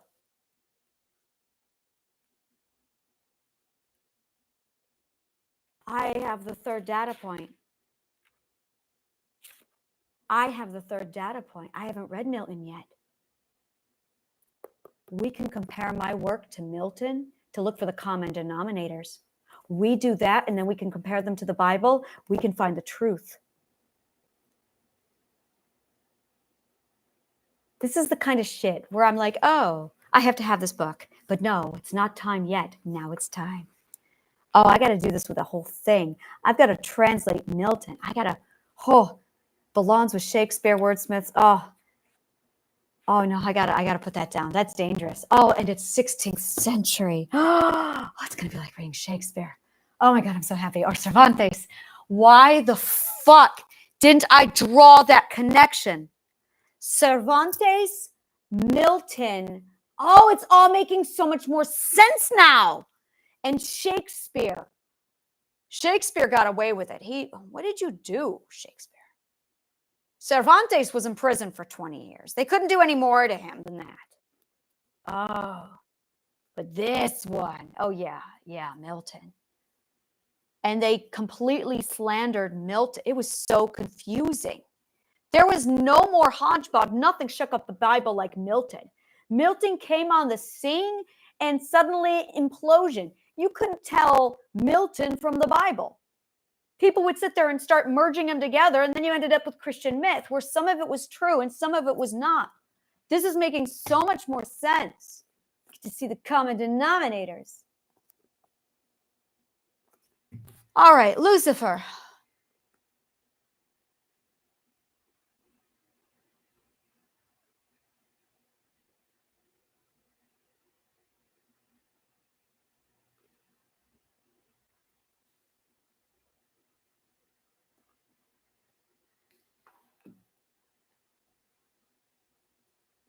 Would be my husband. I don't want to talk about it. We're fighting.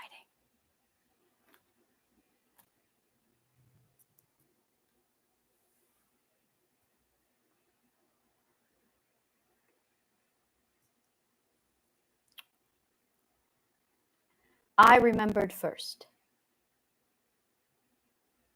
He has not.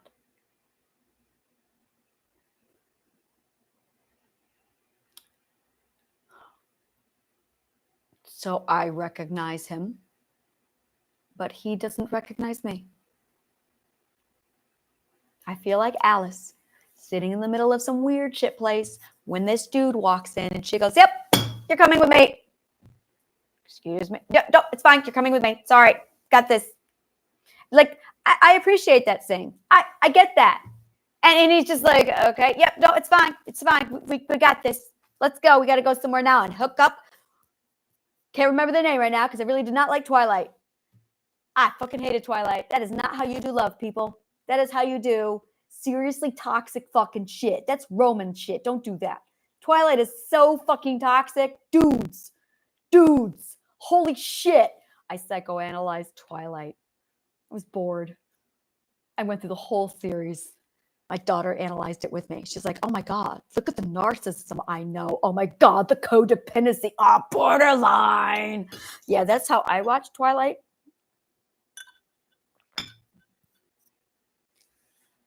Lucifer.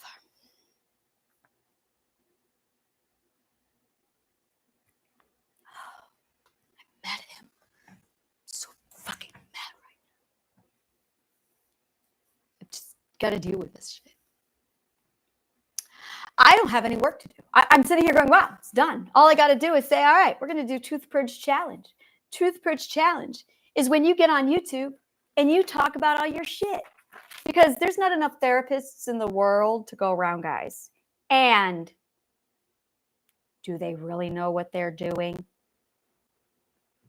So, Truth Purge Challenge. Truth Purge Challenge works like this. You get your ass online. You make your video private or unlisted if you are more comfortable. And then you talk about anything. You're going to practice talking. You can make the video completely invisible to all viewers, and you do. I strongly recommend it. Turn off all communications, just like I'm doing. Follow my lead, guys. Role model teaching. I talk about it. Why am I doing it, guys? Why? I'm sitting here going, I got to practice what I preach. I got to practice what I preach. Role model teaching. And here I am lecturing and be like a fucking Roman. What the fuck is wrong with me? Role model teaching, guys. Like, all right. So role model teaching. I really need this, like, no, this is my stupid. See, this is me being stupid. Role model teaching. This is fucking bullshit. That's what this is. I know this shit. This is embarrassing. All right. Truth Purge Challenge. This is human. Fucking up, making mistakes. Perfect is death. You don't want to be perfect. If you're perfect, you're not learning, you're dying. So you have to choose between perfection or learning. You can't choose. You can't have both. That is a real solid black and white. Now, isn't that? That is so black and white that I can see Rome. Yeah. The code works like this. Black and white code is a very this and this. There is nothing else, which means they had to write a new opposite code. But Mother Nature doesn't do that. She evolves it exactly like minimalism. Musicians in my audience, high five. Minimalism. You need to know what minimalism is, guys. Music theory. This is music theory month. All we're doing this month is music theory. So this could not be easier. It's music theory month, Truth Purge Challenge. Read my book, Broken and Then Breaking Delusion. And if you want the theory behind it, I got Theory of Love. The only thing I have not done is literally just teach the 12 ethics. It's the only thing I have not done is the 12 ethics themselves. Fine.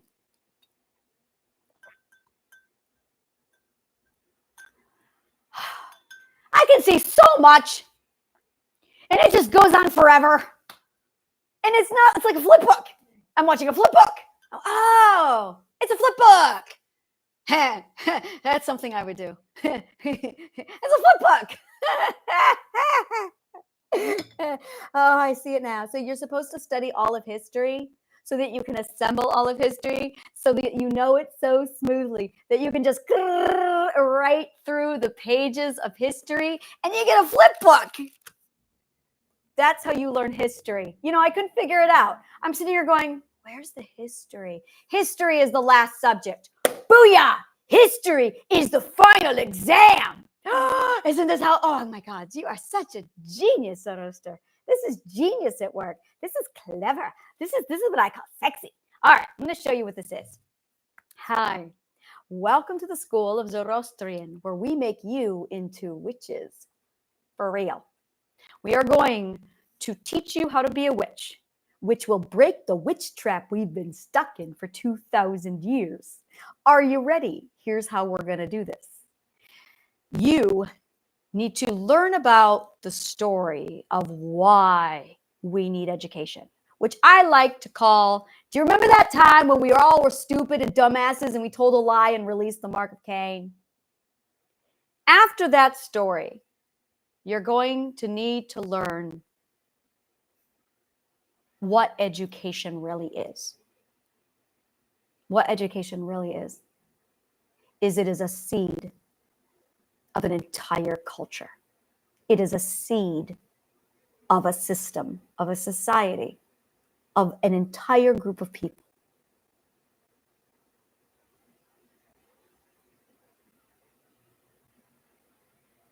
I have the corrected DNA. I have the corrected DNA. I have the corrected DNA. Are you my mummy? I am your mummy.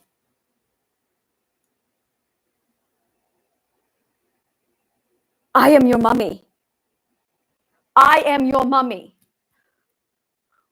Empty child. You should have read it. You should have watched it by now. I am your mummy. I am your mummy. This is the original. This is the original. This is who we're supposed to be. My mind is the original. It's the first seed, which means it's the original.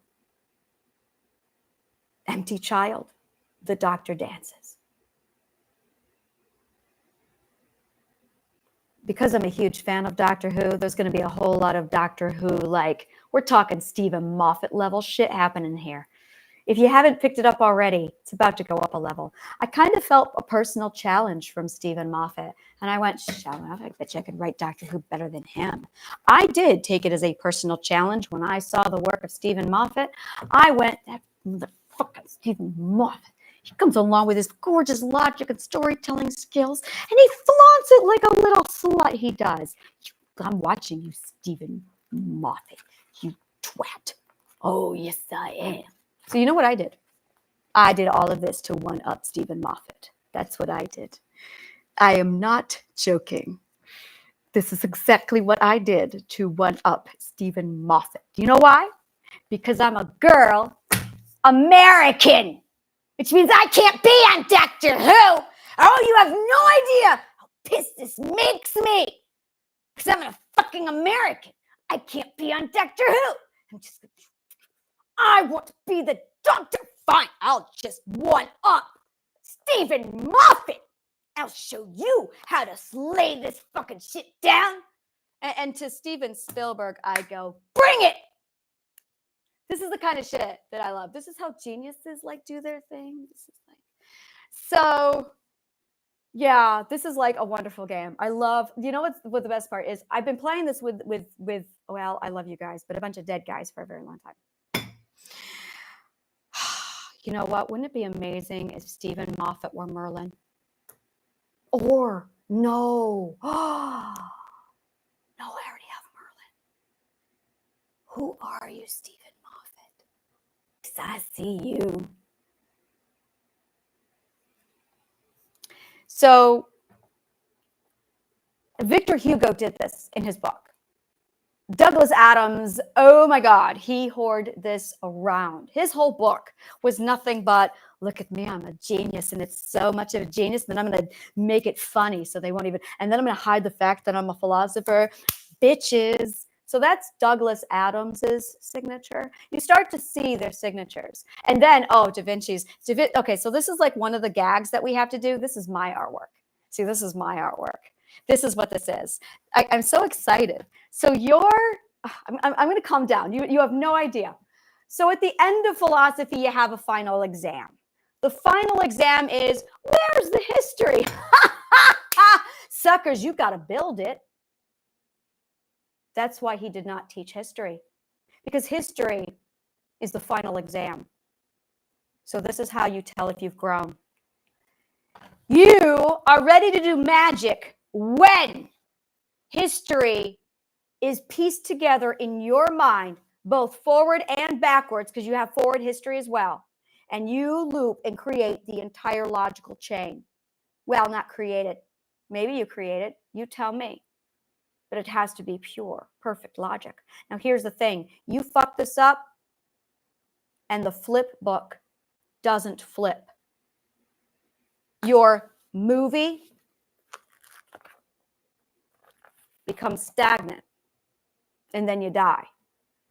So you need to make sure that you learn faster than time, which is what I did. I learned faster than time. So now I'm a dimension walker. It's really fucking awesome. You have no idea. It's amazing. You'll figure it out. It's great. It's fucking crazy. It's like the best thing in the fucking world is dimension walking. All right. And the mission is you got to get the flip book going back up again. I know what the Akashic records are. I know what they are. The Akashic records is somebody's history exam. You found somebody's history exam. Are you cheating? Have you been cheating? Don't touch the Akashic records. You think it's going to go well if you cheat?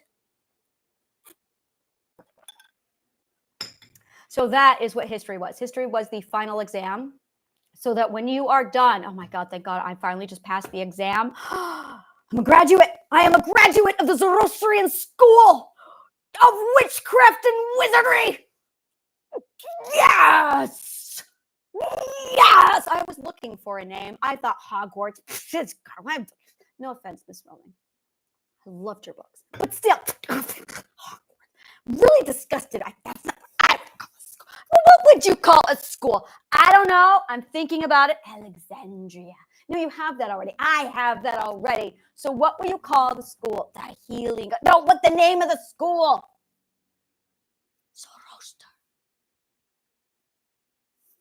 Zoroastrian. Its true name. We are going to give them back their true name in honors. Yes, they have earned it. Absolutely. This is theirs. They get naming rights. Oh, I know what you did. Rome, you little bitch. You took naming rights. How dare you? Oh, bitch, you done violate shit. Oh, now I'm pissed.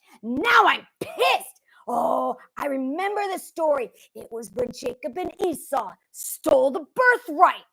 It wasn't the birthright. It was the naming rights. Oh, that's a birthright. I was wondering what a birthright is. That took so long to figure out. Birthright, naming rights. Oh, naming rights. Now that's a big fucking deal. They took naming rights. Name is a birth. To name is to birth. To name is to birth. You're going to need this spell. To name is to birth. This is literally the very first spell. To name is to birth. Welcome to spellcraft. Oh, good God, this is going to be so much fucking fun. You have no idea. I'm going to teach you spellcraft right here because we got to break out of our witch's trap. All right, guys, spellcraft. The first rule of spellcraft is to name is to birth. That is the first rule. To name is to birth. Come on. We're changelings. To name is to birth. We are going to be spending a lot of time on this one. So when I get pissed, it is because you are fucking up the code. Please stop fucking up the code. But I got people telling me that they're right. You're right. Are you now? You think you're right. Are you standing at the point of comprehension where you can literally split right down the middle and see life from truth? Because I am.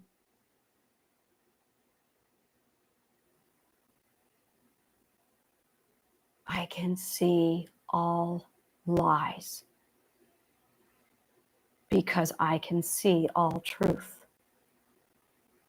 Because I just passed my final exam where you can use history as a flip book and it actually plays through the whole story at all times. It's really fucking cool. I can do what Zoroaster did.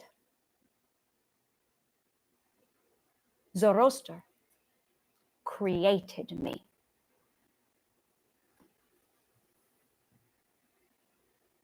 It was his education.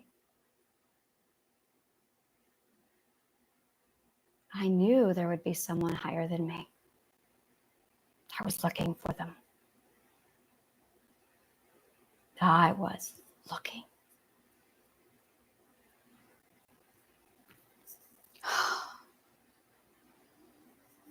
That makes me so happy.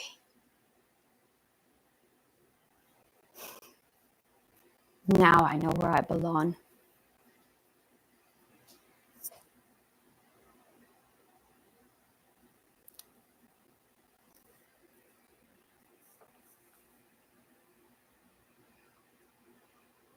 I see.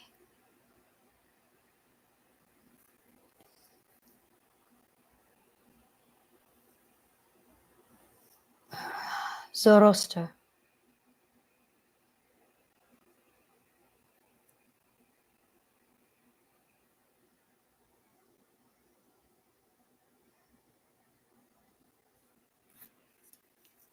I got some stuff to work out. I don't want to work it out. I don't want to work it out at all.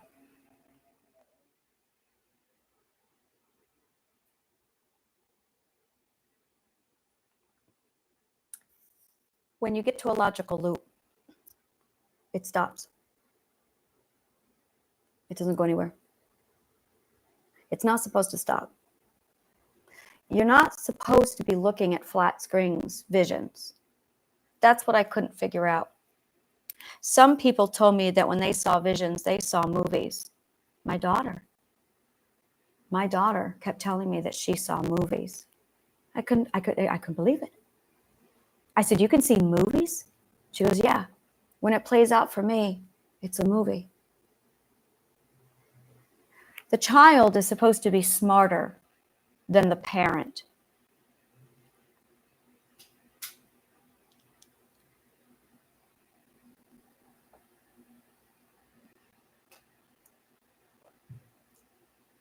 I know who you are. I am looking for Zoroaster. I am looking for Zoroaster.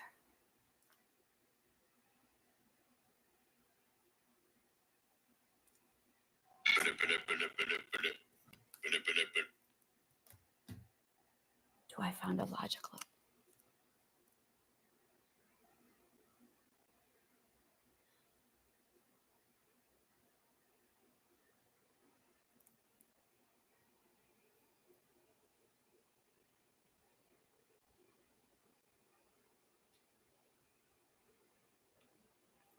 I do not know the story of Lucifer entirely. I think I want to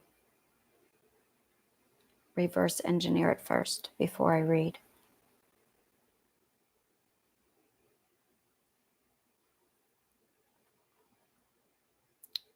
So all I really have to do, this changes so much. This really, really changes everything. I wanted a book that literally had mental illness, the cure to mental illness embedded right inside of it. It's all done. I cannot believe it. It's all done. I kept wishing that I would have this business where I could just sit back and just do nothing and still help people and still just... I wanted a guilt-free way that I could lounge and enjoy life without it weighing on my consciousness that you guys were suffering. That's what this is about. I wanted to sit back on a beach with billions of dollars and drink my martini knowing that you were okay. That's my truth. I don't even like martinis, but I wanted to sit back on my beach and go, yeah, they got it. They're all right. And I couldn't go on my fucking vacation until I made sure that every fucking one of you was going to be okay. But so I thought, how can I be a billionaire, live the life I want, and make sure everyone is going to be okay? I'll have to build something. So I built something. I built something that'll take care of you while I go lounge on a beach and you guys catch up. Because my work is done. My work is officially done. It's done. Wow, it's done. Like, it's done, guys. What the fuck did this is your fault, Stephen Moffat. That's because you got to go showing off your fucking skills. You're all, look at me. Duh. Fucking asshole. You guys have no idea. Like, I need to explain it to you. Like, he was a fucking show off. Stephen Moffat. I'm so glad I updated you. So when you also graduate from the School of Zoroaster, you also, in addition to the flip book, you have 3 things that you do. Everyone does it. Everyone does it. It's like our school prank. It's our school prank. All right. So the first thing you do is you leave behind a joke. That is what you do. You have to leave behind a joke. Douglas Adams left all of Hitchhiker's Guide to the Galaxy. Like I said, he's a little slut. So, God, that bastard. God. It's called the book. You fucking asshole. So, you build your own society. That's what you do. You build your own society. I'm going to have a magic society because what the fuck? You have no idea how weird it is that there is no magic here. It's like every time I look outside, I'm like, what is wrong with this place? This just doesn't, I've been doing this for years. Years I've been doing this where I look outside and I'm like, where's the magic? Like, who took out all the magic? I can feel the gaps where the magic should be. You have no idea. And I'm pissed because I'm starting to see all the logical code of all of the magic. And I'm just like, oh, I'm studying DNA chains now, bitches. You have no idea. Like, oh yeah, I'm looking at mitochondria and I'm going, I can reverse engineer all of disease and make people live forever. I can do that because I have the life code and the death code. It's like having the death note in reverse. I have the death note in reverse.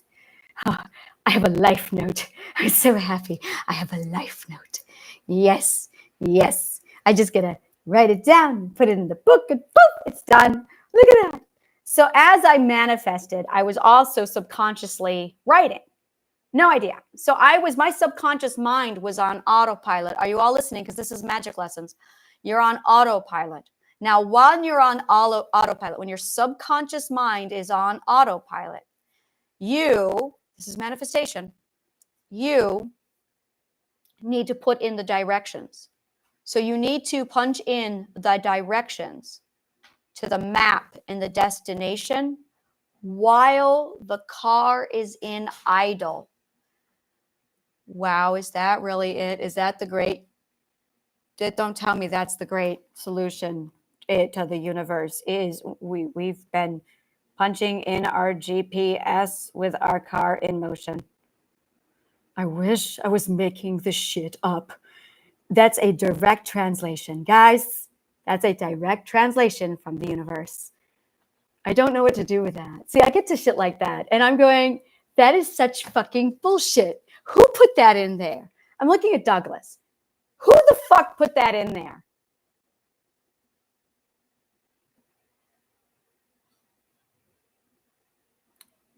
Every one of us is on our own dimension. If you don't figure out how to do this code, you can't come over. You're going to have to correct your own code to come over. We can't do it for you.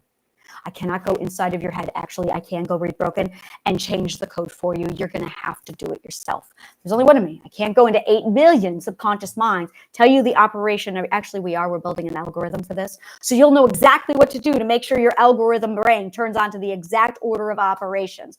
The websites are being built here in a few weeks. It's cool. Yeah, we're doing shit. You take a little thing and, oh, that's the algorithm for my subconscious mind. Okay, got it. And while you do that, you can read Broken. That's what I built. Wow. So I just got to do quizzes now. I got to build you guys quizzes. I got to write quizzes. Oh, God. I got to write quizzes. Oh, that's going to be fun.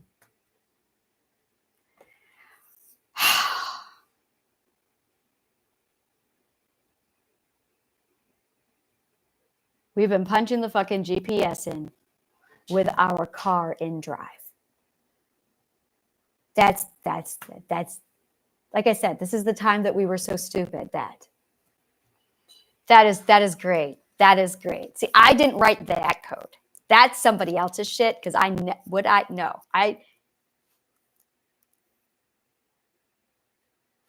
know who tells jokes like that. I know who that is.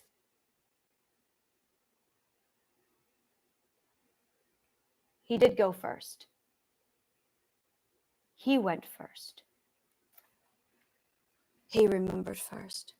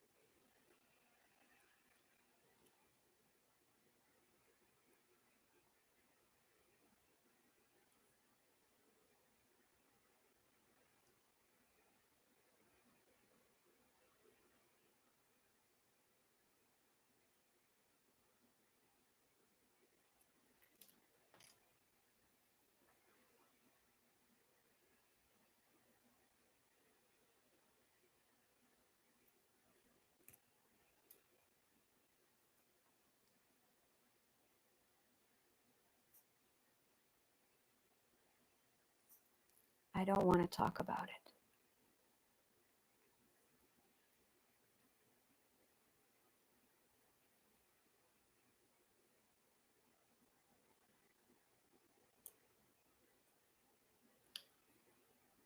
I don't want anything to do with any of that.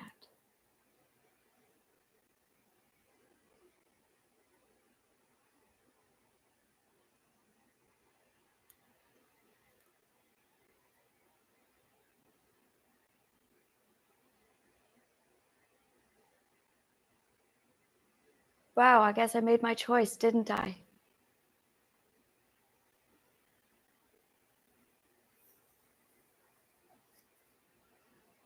Wow.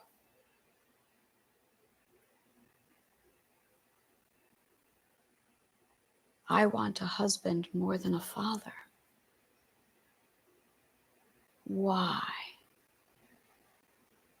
Is that normal? Is that healthy?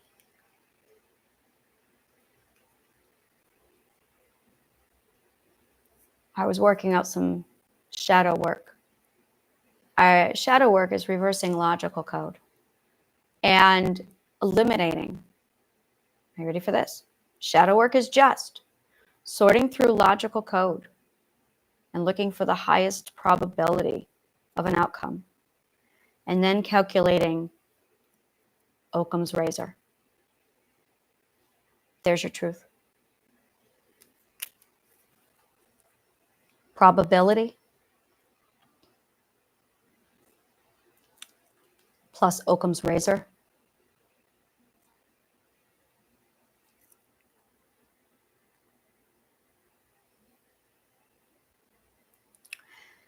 So you have to siphon through the logical code. You are reverse engineering your own logical code. That is how you cure yourself. You just have to reverse engineer your own logical code and then select the truth. And you probably don't know at all how to do that. The cure to mental illness is you have to reverse engineer your logical code. Identify the probability and then include Occam's razor. That is the formula for curing mental illness. It's how I cured all of mine. There is no other way. When I did this, I cured every type of mental illness you can possibly think of. I had most of them. And I did it in 1 year. This information I uploaded into my brain via a bunch of if-then clauses that contradicted the negative ones because I wanted to be healed, because I loved being healthy. That's all it took. I just loved being healthy. I loved being healthy so much. That's all it took. That's all it took. I loved being healthy. Manifest it. I love being healthy. I love being healthy. You do not need to say anything else. The rest of the universe will take care of it. I love being healthy.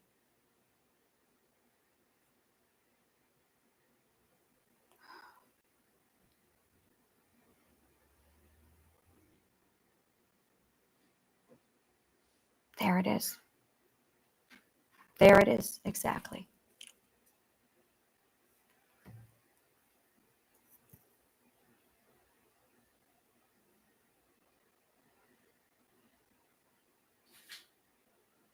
Why do I want a husband more than a father?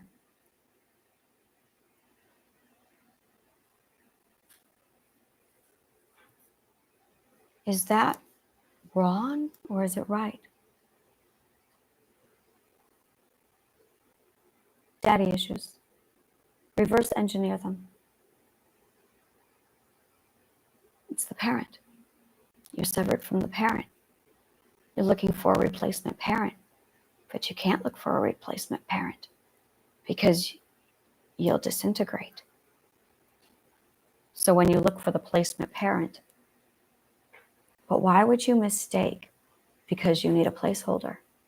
You need a placeholder.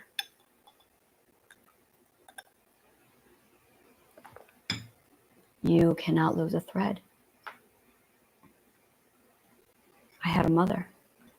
I didn't have a father. I won't even use the last name.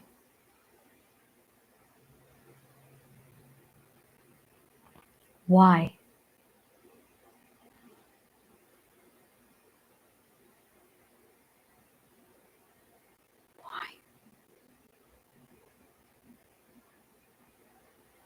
Why does my hatred go so deep?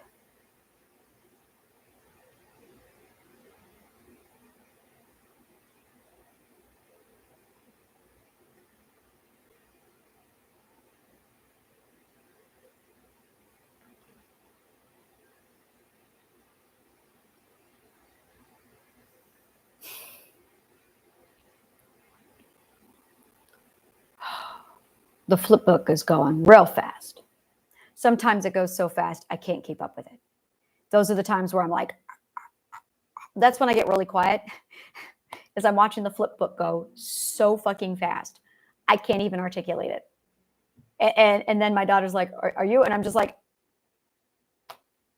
I can't talk until the book slows down.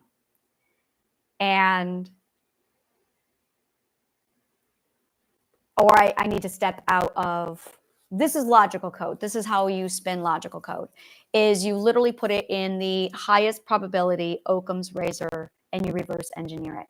And when you reverse engineer it, you're getting our history. When you reconstruct it, you're getting our future.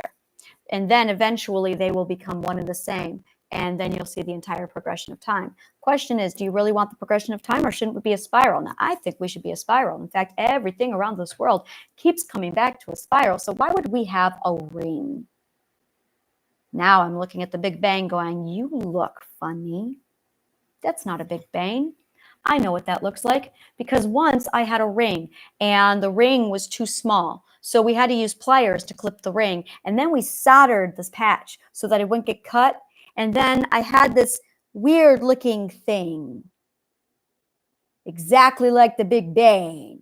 Like someone soldered the two ends together. And I'm going, who the fuck soldered the ends of the Big Bang? You have no idea how many months I have been asking that question in my head. Who the fuck soldered the ring?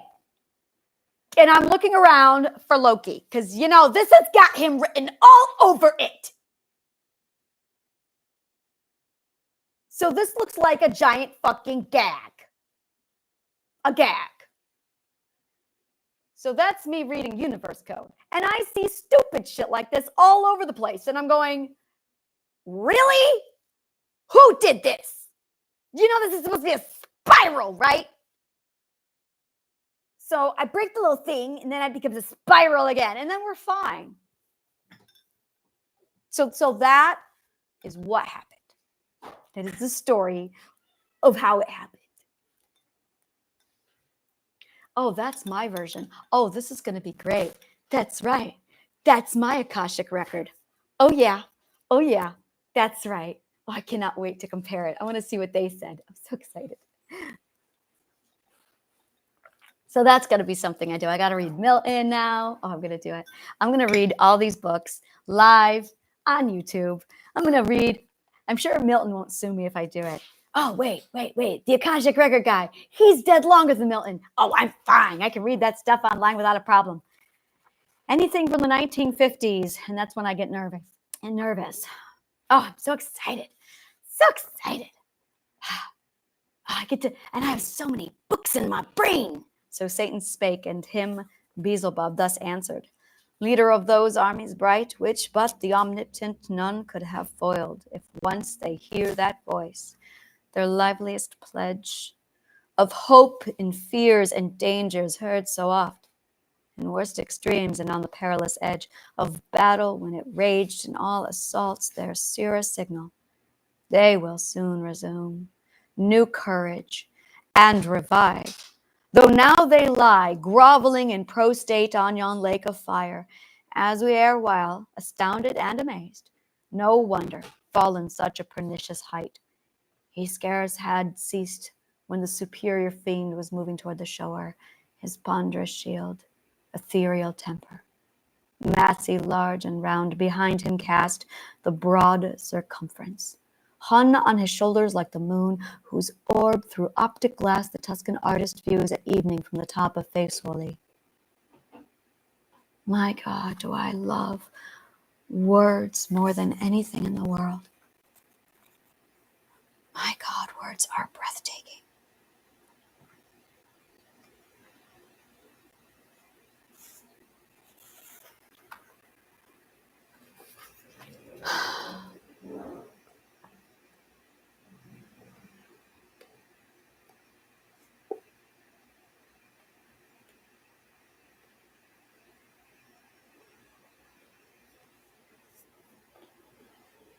I do not know why a person would want a spouse more than a parent. I don't know. I don't have the right answer to that one. I'm still looking for that one. Who are you supposed to love more? Your parent or your partner? I know the answer to this now. You have to integrate. You have to integrate. Oh, now I see that code. Oh.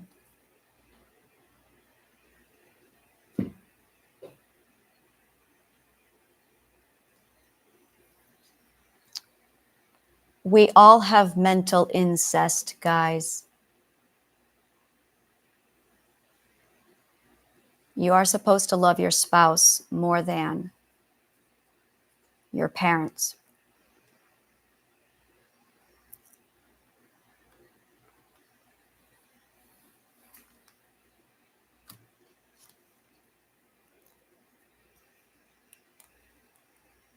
So that's normal.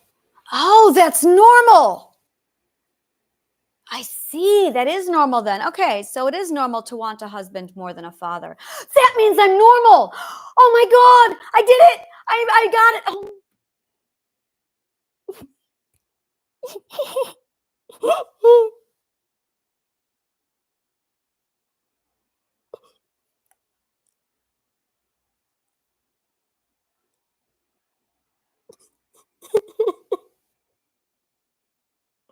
That was my favorite wish. Oh, that one I never thought would come true. I wanted to be normal. Oh, I wanted to be normal. I just wanted to be normal. I wished for it so hard. I wished for nothing harder than just being normal. So here I am. This is normal. Hey, I'm the normal one. You guys are all weird.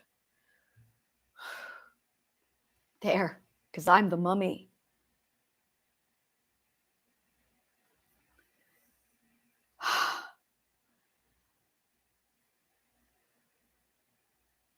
He's equal to me. He is as smart as me.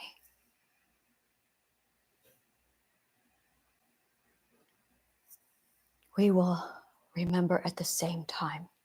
Why did that take so hard to remember? We will remember at the same time.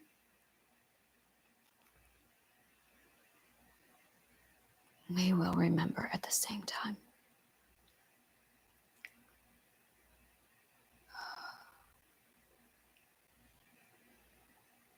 That is a really, really, I can write that code now. When you remember, your partner will remember at the same time.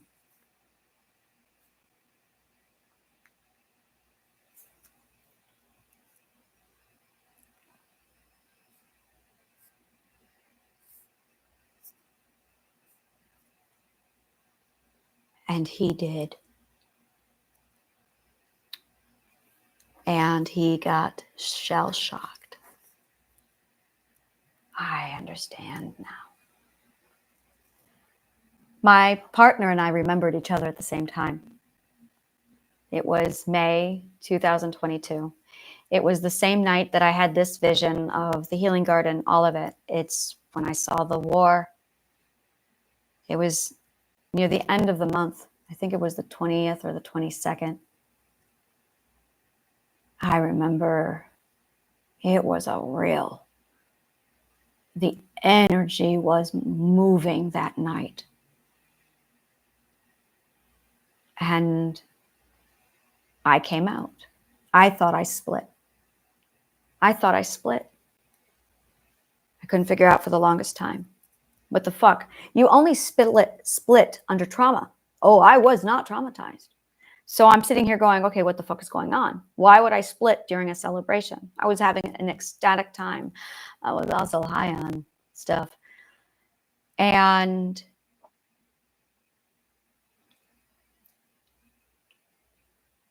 walking in the abstract is exactly like taking acid and psychedelics. There's no difference. Well, for me, there's no difference. When I take psychedelics, it's normal for me. They have no effect. I'm walking and functioning and I'm fine. My partner would look at me and he'd be like, what the fuck? I'm home. I know how to integrate the abstract and the material. I don't know how to not do that. I don't know how to do it. I just... And that's really the final integration, is when you can integrate the abstract into the material, because you have to merge them both together. It's not easy, because we've been disintegrating all of our lives. You've just been disintegrating all of your lives. So when someone finally comes along and says, you got to go the other way, you got to grow now. You disintegrate any further and there will be nothing left. You will be a nothing. The Vikings knew this. So they would call the lowest of the low, the worst of civilization, a nithing, a nothing. Because you would reach that point and then game over.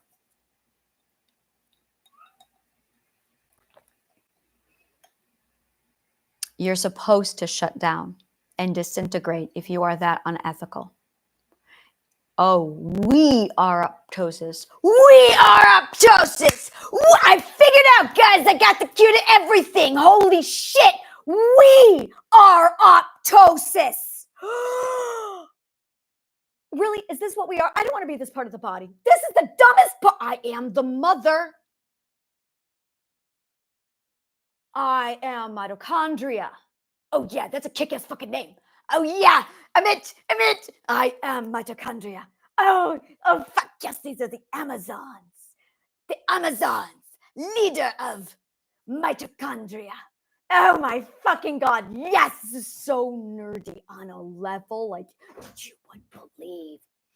So, the adventures of mitochondria. Amazon. Adventures. Oh, this is so exciting. I cannot wait. The adventures of mitochondria. I did not want to be this part of the body. At least we're not the spleen. Thank you. Thank you. Thank you. Right. Adventures of mitochondria. Now this I can do. Adventures of mitochondria. Can go into the greatest depths of the body and show you how the body works. But the body, the adventures of mitochondria. Oh God, am I really going here? I'm going here. Is in total cahoots with everybody upstairs. That's right. Oh yes, in theater mode. It's like the magic school bus all over again. Live with Lamb Chop. I'm so happy. Oh, but it's in the form of a news bulletin here. The adventures of mitochondria. So mitochondria are the part of your body that regulates all of your cells. Self-regulation. It's really interesting. I was fascinated by it. But self-regulation, what does that mean? Yeah, that was me as a kid. That was me as a kid. Self-reg, what does that mean? What did my parents say? Oh, they said some things to me. Things to me. They said things like, children should be seen and not heard. And I'm going, why? Why? Oh, I heard that one a lot. Why? What's going on? Is there a secret? Like, that was me. That was me. Oh, they said some weird fucking shit to me. They said things like, sticks and stones may break your bones, but names will never hurt me. And I thought, yes, they do. Who the fuck is gaslighting me? Like, have you ever wondered that? That song is a gaslight. Who wrote that marketing shit? That's got Rome all over it. I know Rome when I see Rome. It's got its own little logical code all to itself. That's how I found it. And went, oh, I can say these words now. I've been looking for them.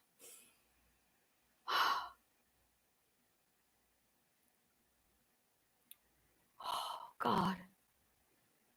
I am reverse engineering. Reverse engineering. That is what I'm doing. I am reverse engineering. Reverse engineering. So I'm a master now at reverse engineering. Wow, this is nice. As I can finally articulate what reverse engineering is. Reverse engineering is logic. Just pure logic.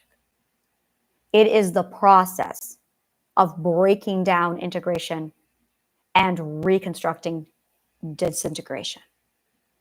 When I saw this pattern, I noticed a logical code, dot, greater than, less than, dot, over and over again, like a thumbprint. It was in everything. It was literally like everything. And all I saw over and over again was the same code in different orders, different patterns. And the more it changed and moved its code, the more it adjusted and shifted itself like a giant Rubik's Cube. And thus it became. And I went, oh, you're just writing your code forward and backwards, choosing which time period you want to live in next. And all you have to do is just right through the story and get the page you want and go live that story. History is our birthday present to me. That's what it is. It's my birthday present to me. Oh, it's my graduation present. See, so this is what you get. You get your story. You get your story. And that is your birthday present to you. According to my stories.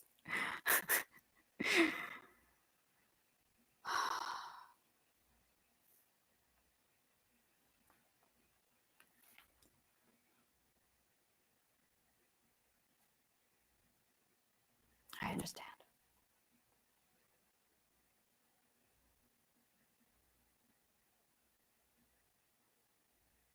I see. Oh, do I see it all? Oh. I am reverse engineering pedophilia. I understand it now. I'm not, I need,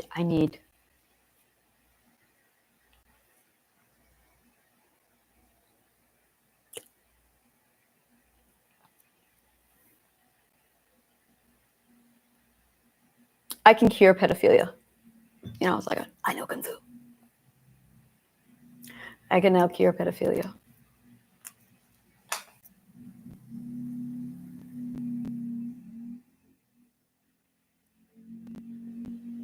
I can cure pedophilia. Okay.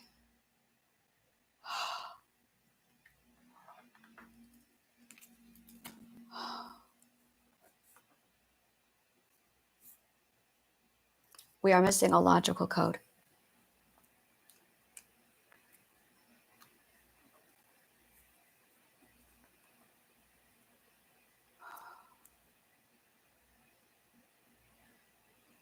But I couldn't solve the code until I knew the answer.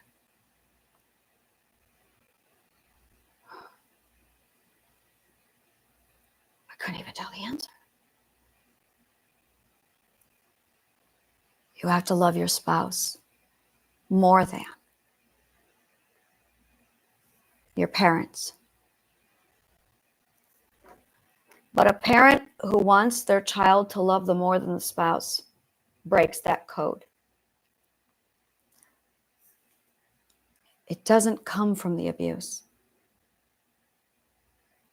It comes from the parent demanding more love from the child than the spouse. Doesn't matter what type of love.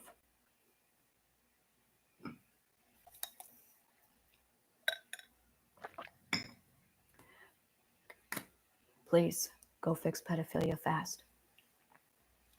Let me know if I need to teach you how. Bet your parents want people to get that, don't you? So here you go. I have literally the cure to pedophilia. I know exactly the precise order of operations to immediately shut it off. Because I did the same thing to my brain.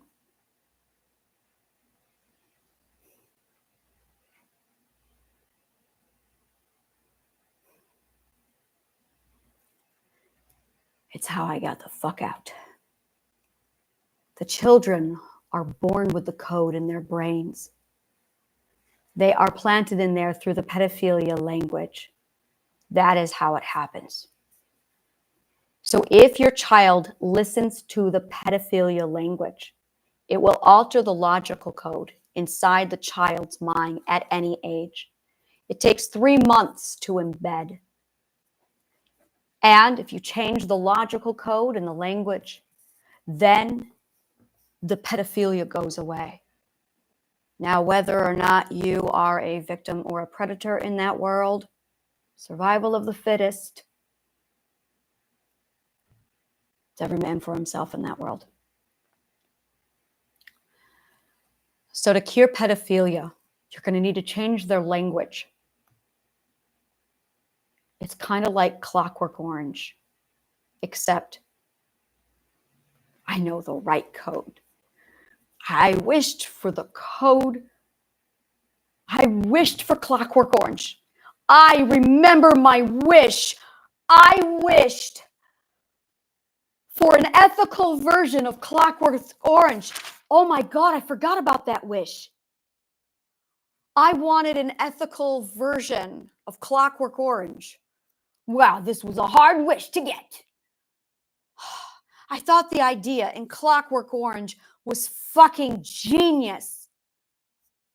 Guys, I have the real Clockwork Orange. I have the words to, guys, I did it. I have Clockwork Orange, but I have a humane and an ethical way of doing it. We have Clockwork Orange. No Beethoven this time. No Beethoven. Oh my God, and I had it done to me. I was reverse engineering the science of Clockwork Orange. Holy shit!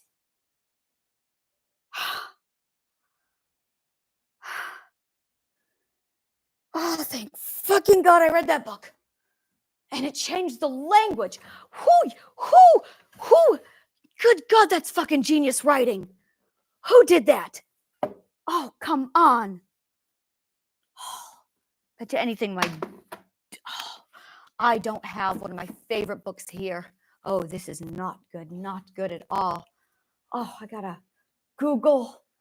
Holy fucking shit. What did you do to me? Give me a minute, guys. He did something to me. Oh, you gorgeous man. Anthony Burgess, what did you do? How old was I? I was 15. I had just read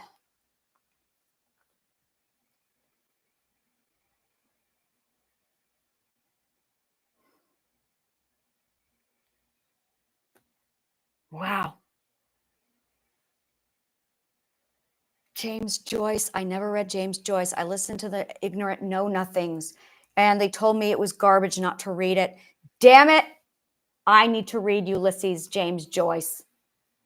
My reading book. It's so funny because I can now see which ones I read through them all.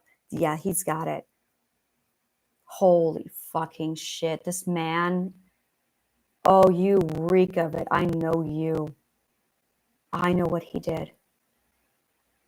You beautiful man. You fucking beautiful man. I just give me a minute. I'm processing this and it's just blowing me away. He embedded this cure inside of Clockwork Orange, just like I did. I got the idea from him and from Jostein Gaarner. He must have read He must have read Sophie's World. Wow. Sophie's World. They all did it.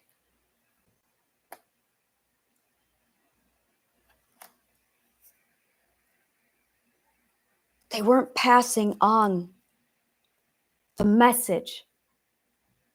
They were passing on the cure, just like I did. Oh, that's clever. And it ends with breaking delusion. Oh, you guys. Oh, that's sexy. Oh, that's gorgeous. Who came up with that? Oh my God, that's gorgeous. That is so fucking beautiful. Just a moment. Oh, that's...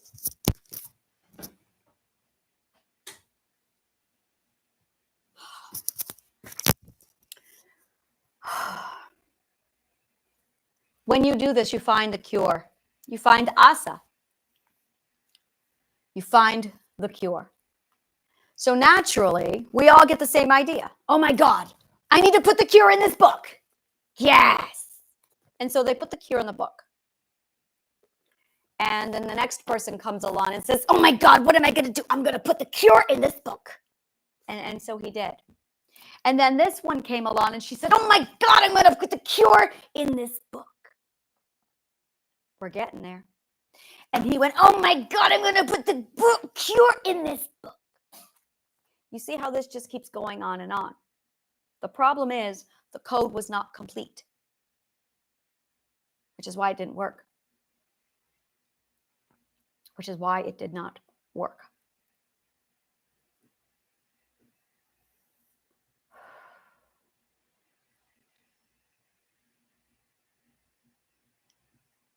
I became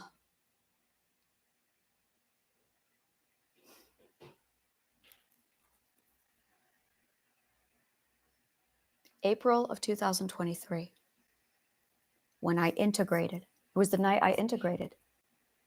That's when I uploaded it into my mind. It was the night I integrated. That is when I discovered the cure.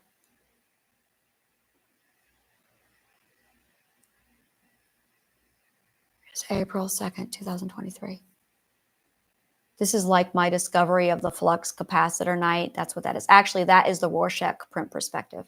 The Rorschach print perspective is my flux capacitor.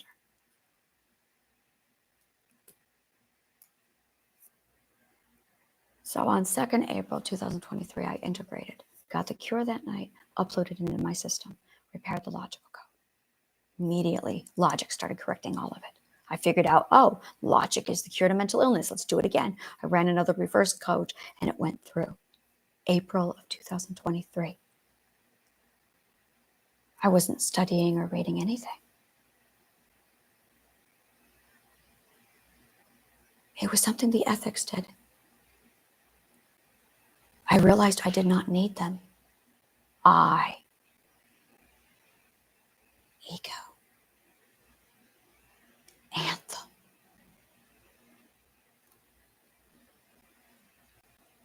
What have they done to ego? What did they do to ego? What the fuck? How many different definitions of ego are there? What's the right definition? Well, that's the question now, isn't it? What is ego? I never solved this question. I never even asked it. What is ego? It always blinded me. It's the answer. Ego. Anthem? Is that ego? Look it up. What did the Greeks say it was? The Greeks will know. The Greeks will know. Ego. Etymology. It's not Greek. It's Freud.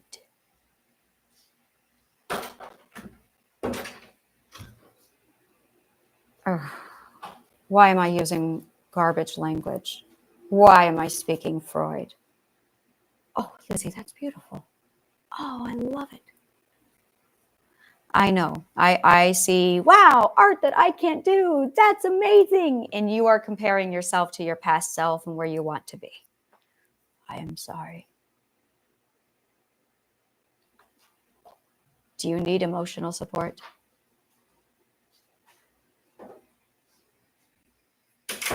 My daughter is learning the lesson of skill development.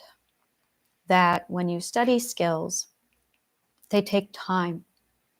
We are going to be talking a lot about being nice to ourselves when we're learning. We're going to be talking a lot about that. Being nice to ourselves. So ego is Freud shit. What did the Greeks say? Cannot believe that. Oh, my brain feels so dirty. Now I got to get rid of that word completely. All right. Oh, my God. I believe that Freud was a schizophrenic. And that's why he was trying to figure out what the fuck was suddenly going on with his mind. So I believe that psychology that's practiced today was birthed out of someone with schizophrenia. I know what people sound like when they go through the metaphysical transformation, which also has the same symptoms as schizophrenia. Coincidence? So when I started to do the math and look at the calculation based off of the logical code, I went, look at that, they're the same. So schizophrenia is actually when a person becomes magical. It's really cool. I got all this science for it. It's amazing. The problem is, well, you got a bunch of muggles out there. They're the ones who sprang the witch trap 2,000 years ago. And you now have to convince them that you're magical. Because if you don't, and if you do not do this calmly, wow. Who here watched Harry Potter? And who here watched the X-Men?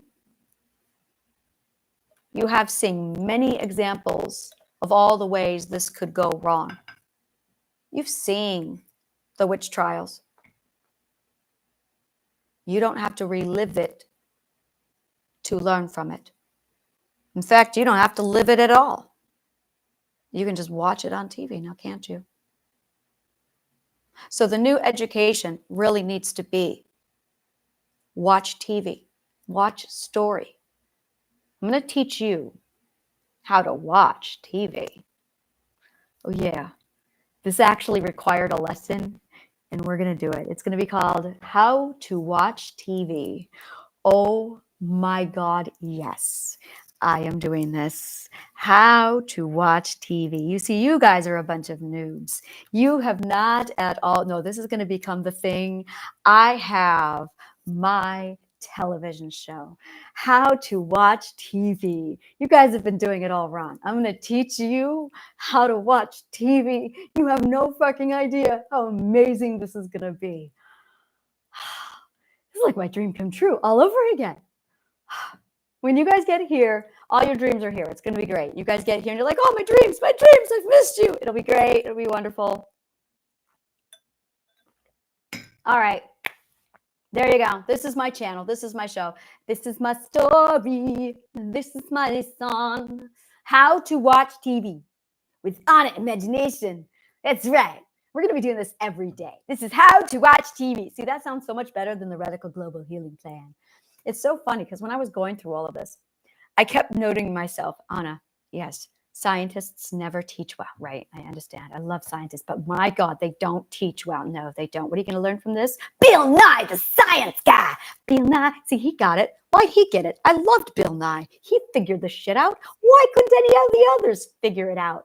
I remember my science teachers and I'm going, why are they making it so miserable?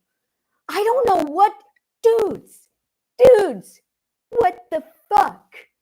What the fuck, man? Why aren't you in costume? Teachers, this is your assignment. You need to start being in costume every day. Preferably at least 5 rotations. And I do mean it. I mean it. You want to start teaching better? Put yourself in some costumes. Actually, that's what we're going to do. I'm going to give you a quick crash course for teaching. Rule number 1, get rid of the fucking desks. Get all of them out the room. Clear the classroom. You want an open classroom. That's how it's done. Teachers, I don't give a shit how fucking old you are. You sit on the floor with those children. Every time. Every time. They are your equal. Show them that. Now, you're going to sit on the floor. You're going to have discussions. Now, teachers, listen up. If you need to pause me and go get some paper, pen, all that jazz that you need, this is it right here. This is so much easier than anything else I had planned. I can just come onto a YouTube channel, give you guys the directions and say, do as I say, because I'm doing it. Role model. So just follow my lead. Oh, that's going to be so much easier. Follow my leadership. Follow my leadership. Trademark, that's mine. Follow my leadership. Oh my God, yes. Oh my God, yes. Follow my leadership. That's just gorgeous all over it. So that's my teaching program. It's called Follow My Leadership. We do not teach, we lead. Leading is when you get down on the ground with everybody else and you hang out in the back to make sure that there's no one left behind. So that if a wild animal picks you off, you're the one who gets picked off because you're making that kind of a sacrifice for the team. That is a leader. And it's actually true, like human nature and also in animal behavior. It's amazing. True leaders lead from the back. It's on the internet. So I call that follow my leadership, where true leaders go to the back. True leaders sit on the floor. There is no such thing as hierarchy. That is a bullshit Roman Mark of Cain shit. That is Mark of Cain. I'm going to go take you through all of this, and I'm going to point out every Mark of Cain. You want me to do that to the world? Because I can do it. Sit on the floor with your students. When you stand over them, that's the Mark of Cain. Ask your children if they want to go to school. Let them be inspired to go. Forcing them to go to school is the Mark of Cain.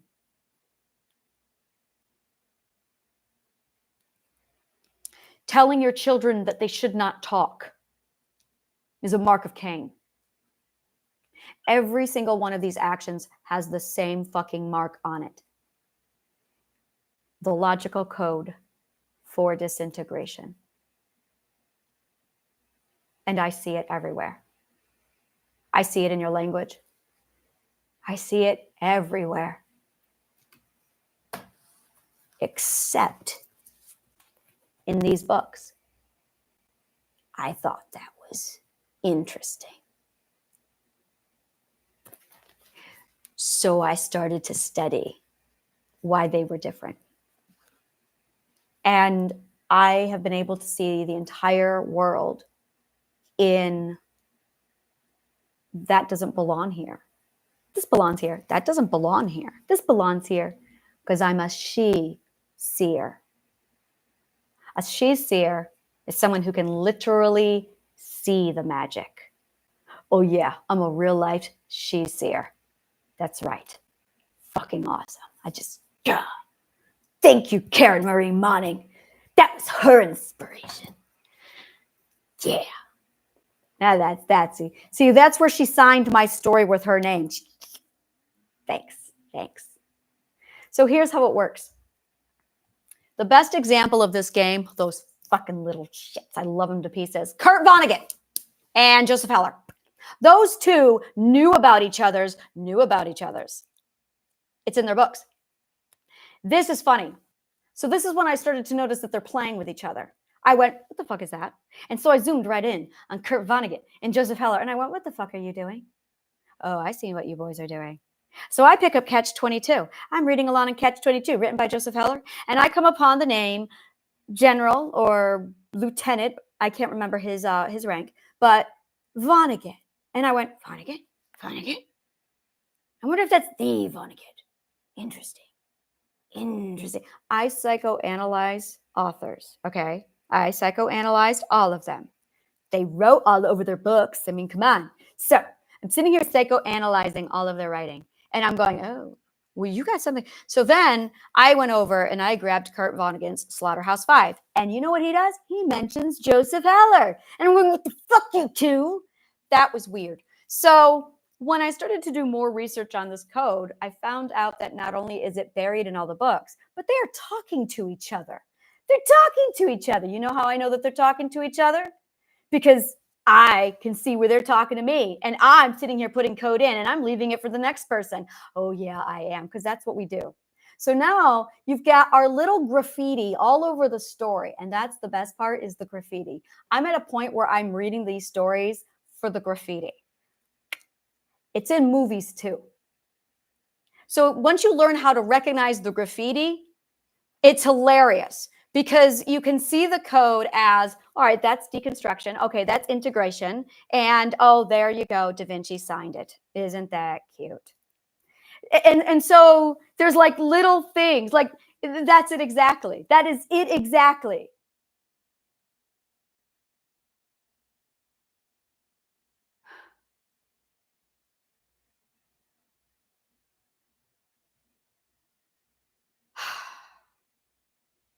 I am waiting for an imp to remember me.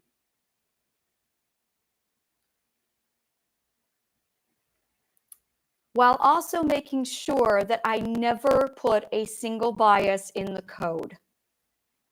And every time the code worked in my favor, I had to write something neutral. I'm officially at a point where I can no longer write anything neutral. And the only choice now is to break the code, and I keep going. So I'm stuck. I am caught in a logic loop. And until he talks to me, I cannot undo it. So we're stuck. I'm stuck. And I don't know if he ever will talk to me because I can't complete the code because I'm stuck. That's my fucking hell. I'm going, what's going to happen I can't do that or that. Okay. So I can't even pull the code to see what's going to happen so I can plug it in to fix it. Catch 22. I know the cure to this. This is what people don't realize is PTSD can go in both directions. You can have disintegrating PTSD and you can have integrating PTSD. Neither one of them is good. You know about integrating PTSD. You do not know about disintegrating PTSD. I do. I had to get over it. So I had to reverse engineer the reverse engineering of PTSD because it goes both ways.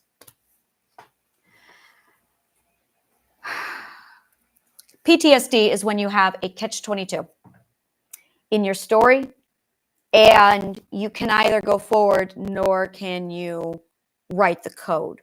That's it right there. You can't go forward and you can't write the code. So you have future PTSD. You're now stuck. So you're going to have to learn how to write your own code. Now, if you evolve faster than you learn this, you're going to get fucked. You're going to get what I call logical gridlock. It's deadly. Logical gridlock is literally what causes Alzheimer's. It's also what causes catatonic state. It's what causes dementia. It starts off with short-term memory loss that gets worse and worse over the time until you forget complete people in front of you unless you're looking right at them.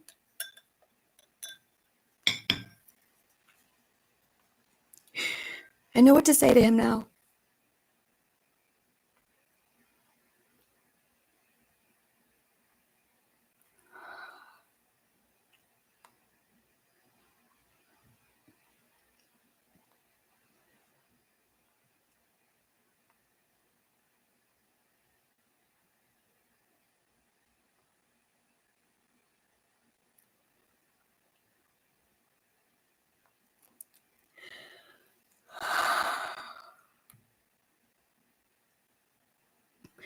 My partner might have dementia. And that's what I'm dealing with.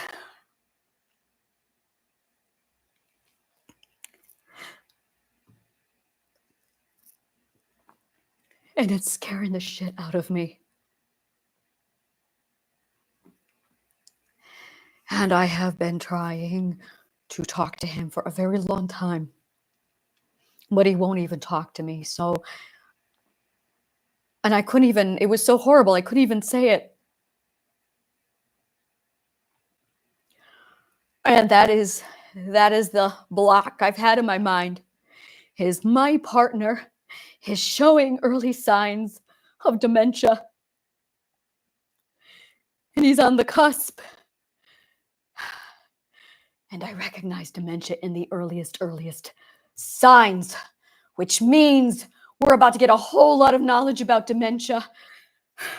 Maybe enough to cure it, because I can see the early symptoms of it. So here's the early symptoms of dementia. It looks like basic forgetfulness. It looks like you don't remember entire chunks of your anything. Your entire past will be gone. 4 years old, 8 years old, you're supposed to remember as late as 2. You should have memory starting at 2 years old. If you do not have memory starting at 2 years old, that is a problem. How severe is it?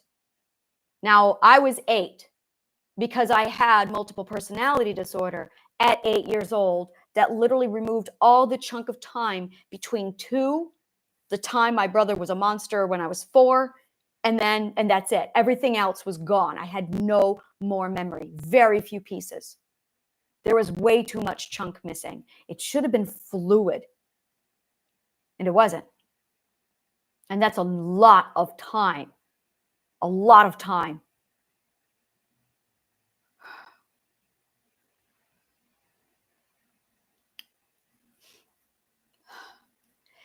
You will have what will look like a problem with object displacement. Object displacement only affects toddlers. It does not affect older men or older women.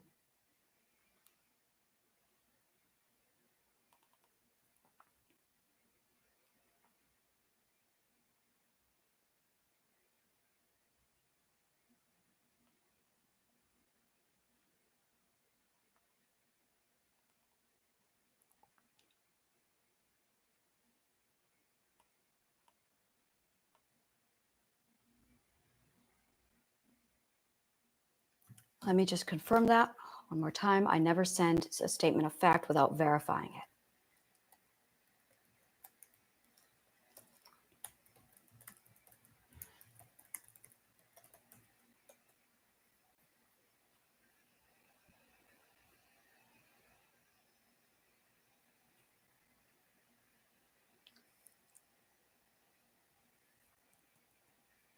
The ability to understand that an object continues, I know what it means.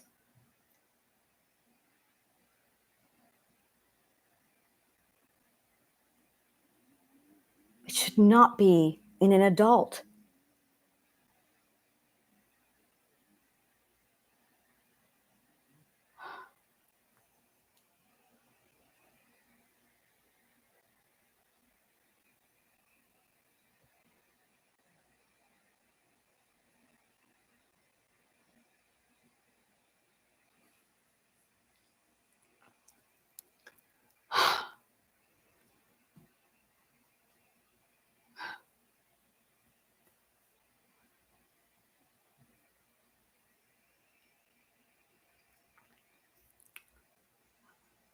I can see it disintegrating the memory code. I'm looking at it disintegrating the memory code. I'm looking at PTSD disintegrate the memory code. I can see it. I can literally see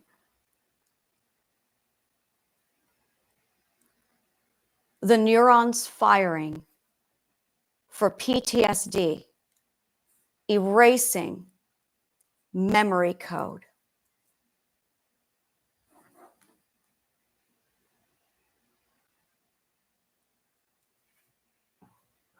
Wow.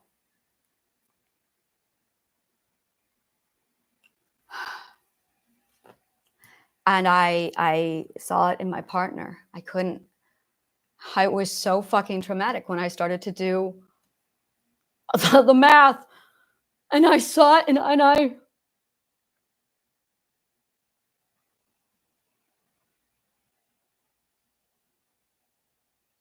And I could not talk to him.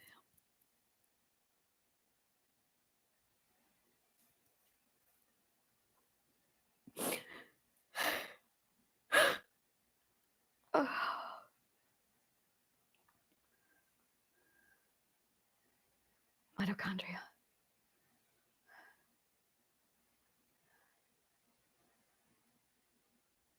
I can manifest the cure to dementia.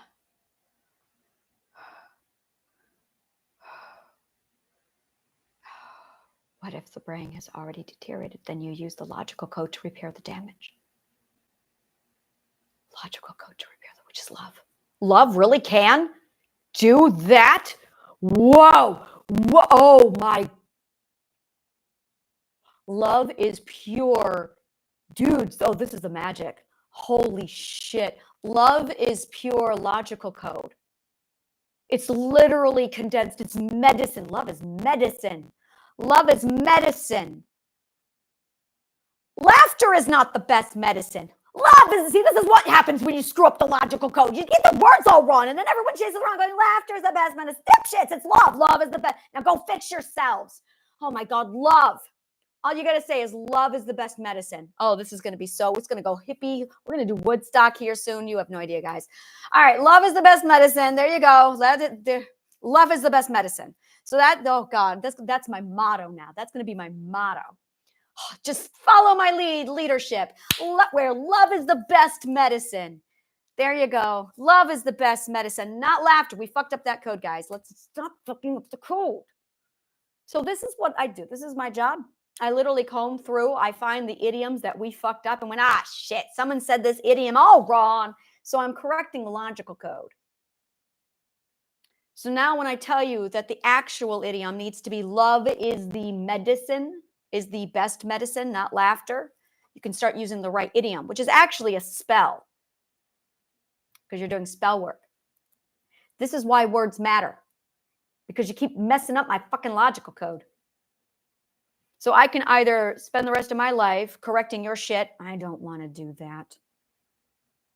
Or I can teach you how to do it. So I'm going to teach you how to do it so I can go play. Okay? That's the plan. I'm going to teach you how to clean up your own shit because I'm going to go play. All right. This is going to be the plan. You know what really bothered me as a kid? Pee-wee's Playhouse. That show scared the fucking shit out of me. I still am terrified of Pee-wee's Playhouse. When I need to defeat my courage, it will be watching an episode of Pee-wee's Playhouse. I'm just saying, like, seriously, what the fuck was that scary shit? It was the most terrifying thing I'd ever seen in all my life. I saw the commercial and went, I just could not figure it out. It was scary as fuck. Probably because I lived in the abstract. I would have to see it from the material point of view. What were you trying to do with it? Like, what were you trying to accomplish with Pee-wee's Playhouse?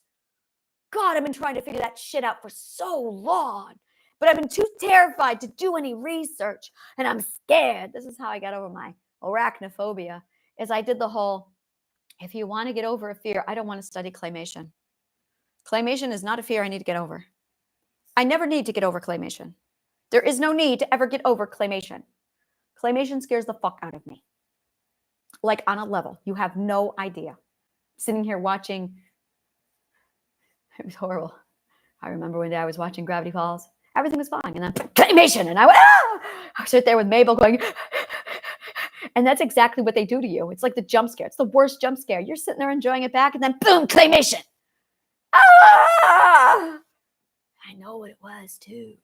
No, I don't know what it was. Please do not wish your cats into dragons.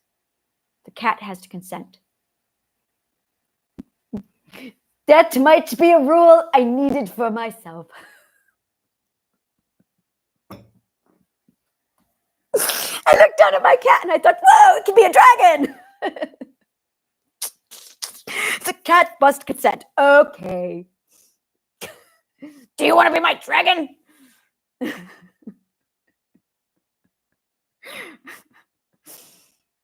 Yeah, I can definitely see where it's like 6 perspectives are not allowed to play with, like, no, it's not that. It's there's like a code of the ethical law of you respect the other ethics because your power.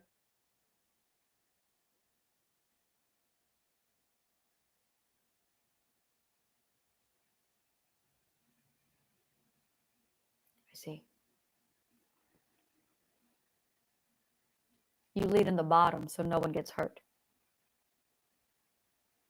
You lead from the bottom so no one gets hurt.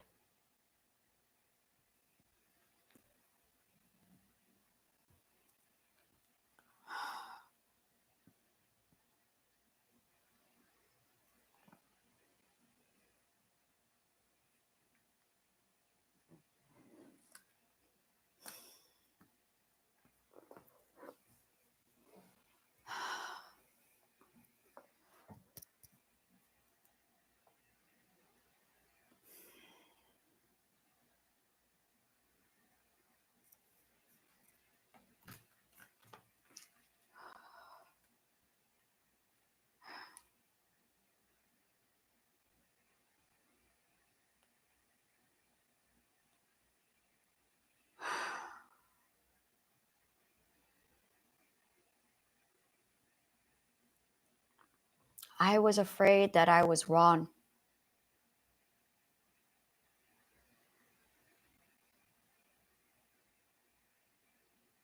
And I would have worried you.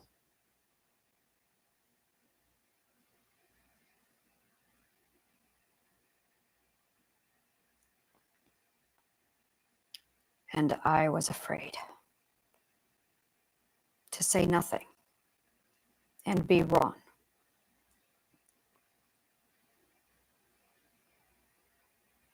And then we find out too late.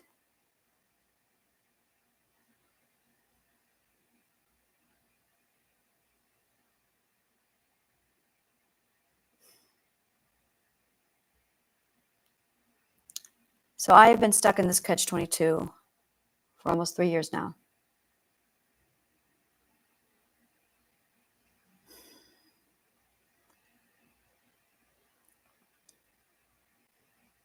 And it was so horrific. I couldn't.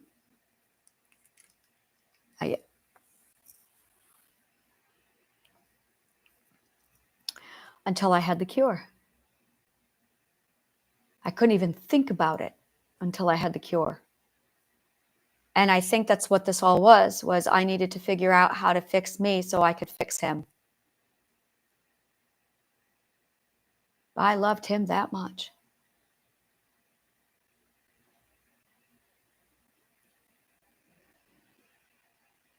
So he doesn't remember me.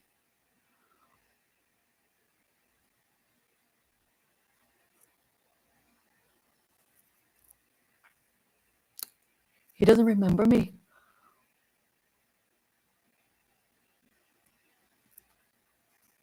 And the psychologist misdiagnosed him instead of having him check with a fucking physical doctor. So yeah, I really hate psychologists.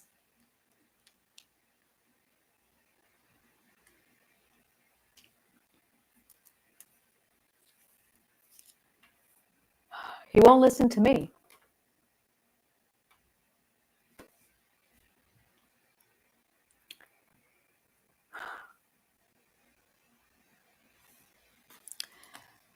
So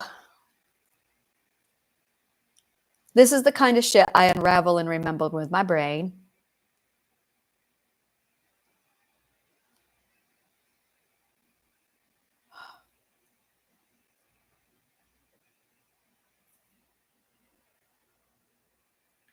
I remember when I was hearing about it and thinking about it, and I was just so fucking devastated. I was so devastated. And I just, and it was there constantly in the back. That looks like dementia. That looks like dementia. That looks like dementia.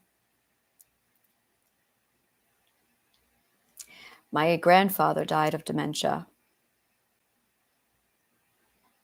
And my grandmother now has it.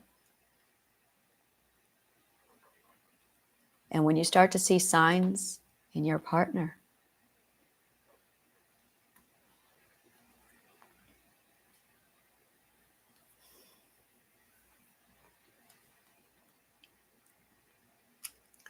I was so traumatized, I couldn't.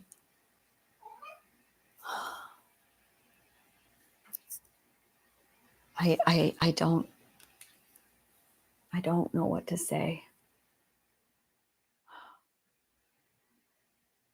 I have not been able to talk about it for a long time.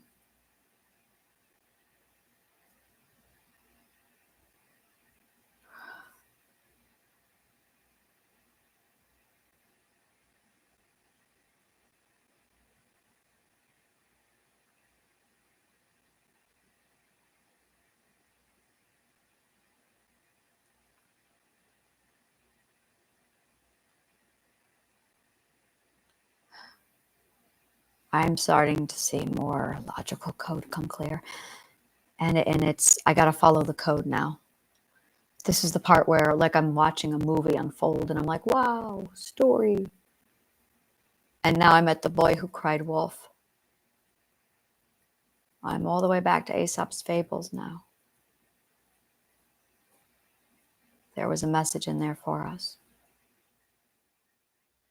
Oh, they mistranslated Aesop's Fables too. Yeah, they do that a lot. That I found a lot of. I already went through, like the ant and grasshopper. Oh, that's completely different. No. So now I'm looking at The Boy Who Cried Wolf just popped up. Yeah, you guys really butchered Aesop's Fables. That one was like,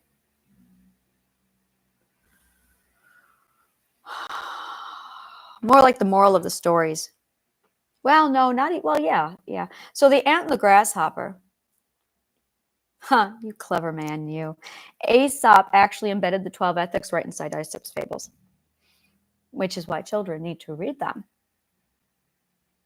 Are your children reading Aesop's Fables? Your children need to read Aesop's Fables. They have the code inside of them. Oh, I love you, Aesop. You just saved me a whole lot of work. I'm going to go ahead and go over the Aesop's Fables, and I can tweak it just to make sure that the code is correct and it's right where it needs to be. Your children would be able then to, basically, I have to correct the moral of the story. For instance, the Emperor's, I know this is Hans Christian Andersen, but stay with me. So the Emperor's New Clothes, Hans Christian Andersen was it, by the way. He also had more messages. So once you start accumulating the messages and you start to see it, they start to strand together. You can actually see conversations happening between people. And then, of course, you leave your own signature in there and you weave it in there. And it's really a lot of fun. And then you break the code and you get something really stupid like, you gotta turn your GPS off. Like that, thank you. Yeah. And when you're not in park, thanks. Yeah. GPS first, then drive. GPS first, then drive.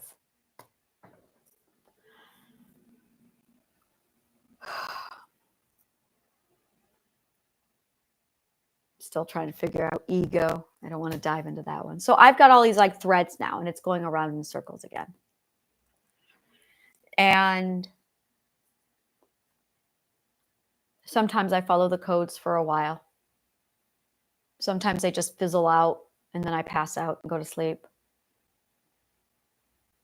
Sometimes they will go for all day, where they will just run through for like sometimes 6 hours. And it's like nonstop, just constant. I felt like a projector. I was a projector. And it was fucking exhausting. I'm a human projector. That's what we are. We have human projection inside of our brains. And then it will release me and I just can't function. And that's where I come on and I'm doing my podcast and sometimes I'm miserable and I'm cranky and I'm tired and I'm drained and I'm bitchy. It's human. No matter how much of a god you become, you will still be human. That's sketchy. I'm going to write that down. No matter how, I want to do like a 1950s cheesy commercial. No matter how much of a god you may become, you will always still be human. Yes. No matter how much of a god. How to tell your husband or partner that you are a god. That's a conversation. I've done that. I did that. That was the best. I had to tell everybody, all right, this is what I am. And these are the responses. Yeah, me too. Or I would get, I know. Yeah, he was amazing.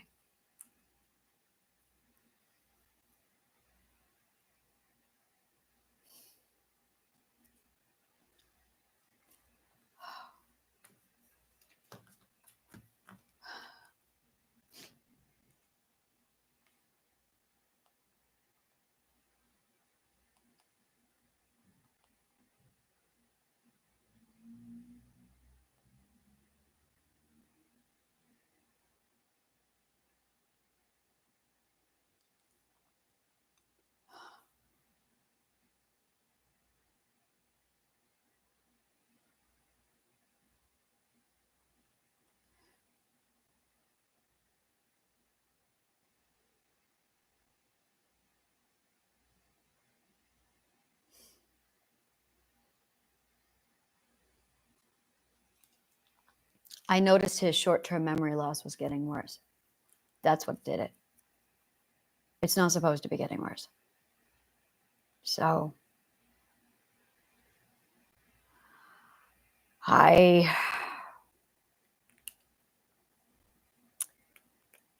was stuck. Because if you tell them, you manifest it. No, it was so fucking horrible. I literally ended up with like, just this, no, you can't have that knowledge. And I think that's what happens in the dementia mind is it does the same thing, except you've got dementia. So that just keeps, no, you can't forget, no, you can't, no, you can't, no, you can't. It's like a self-destruct. That's it right there. For dementia, it would be a self-destruct. Oh, it's so amnesia is part of the self-destruct in the subconscious mind. It's a self-preservation technique. And as soon as it detects danger, it immediately sets off a signal for amnesia. Once the amnesia hits, then it cleans the slate. But it will keep going. It'll go into a chunk of spiral of danger, which triggers fear, which triggers forget, which triggers more confusion. And now you're in a confusion, fear, forget loop. This is disintegration. This is literally disintegration. So it's confuse, fear, forget. Memory is when it goes the other way. When it's understand, learn, remember. So you understand. So you learn more. So you remember more. So you understand more. So you learn more. So you remember more. It reverses the code.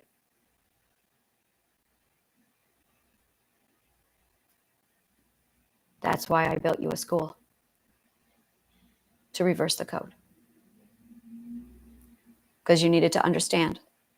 So you can learn. So you can remember. That's going to recharge your battery. Because that's going to now send off an EMF frequency. Because it goes counterclockwise. Left hand. And it creates a spiral. An actual spiral. In the abstract, the spiral is real. That spiral creates the Coriolis force. So now you have a Coriolis force going on inside your mind when you understand, learn, remember. The more that happens, the more that spiral turns. Now your EMF is pulsing. Now you have a circuit again. Now you can connect. But you can't do that until you learn. Otherwise, it's confuse, fear, forget cycle.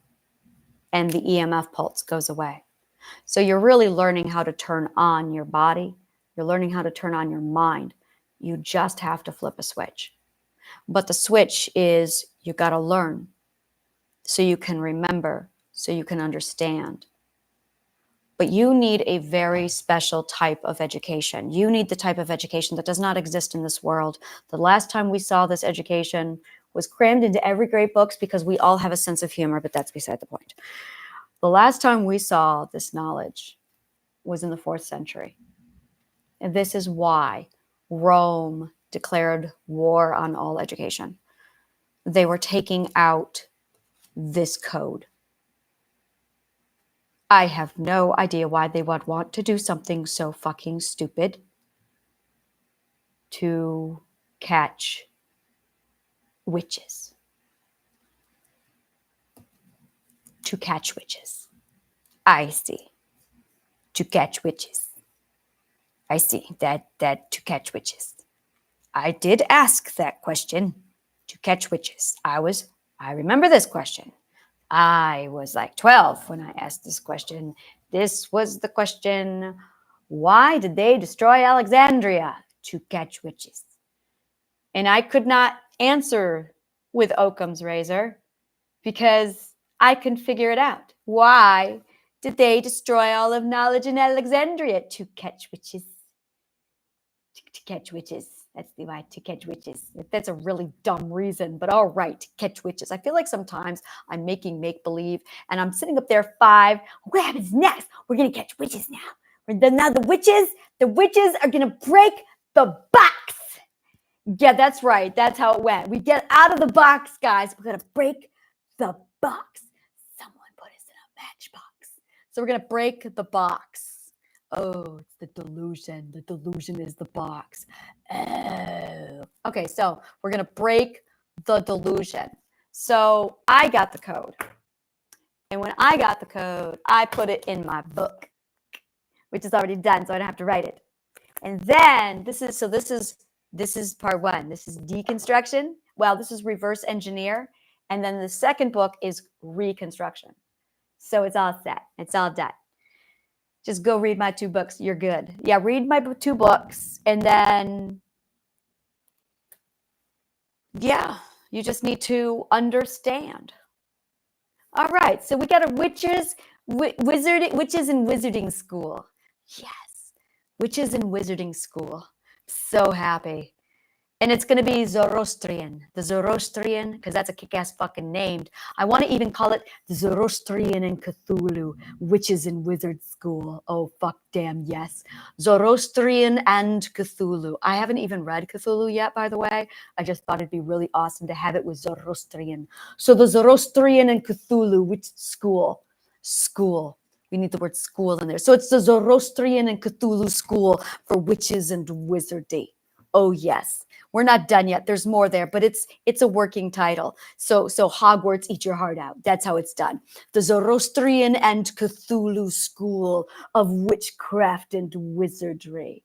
Yes. Yes. This. Yes. Yes. Yes. Yes. The Zoroastrian and Cthulhu School. Oh, yes. I got to read Cthulhu, but yes. Zoroastrian. I love everything about this. This is like, yes, this is my make-believe. This is my make-believe. I'm going to be Zoroastrian. Yep. Zoroastrian and Cthulhu School. Just everything about Cthulhu School. I got to make sure that he doesn't, is he in the, I'm pretty sure he has no family. I think I'm allowed to. Classic books are different. If it's a classic book, you can read it. There's no, like, after 100 years, the book is open to, it's free. So all books that are 100 years or older immediately are turned over to free property to the world. Did you know that? Under no circumstance should you be ever paying for a book that is over 100 years old. There's no rights to it. It doesn't go to anybody. Haven't you noticed? After 100 years, all legal tender is absolutely invalid. It is illegal to charge for a book that is over 100 years old. I see all lies. I see all lies.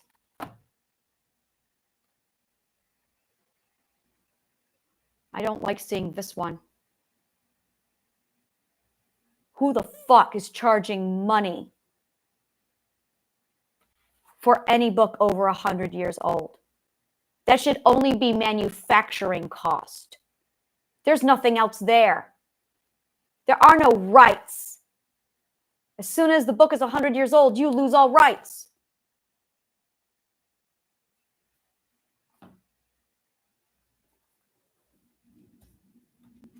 I'm an author.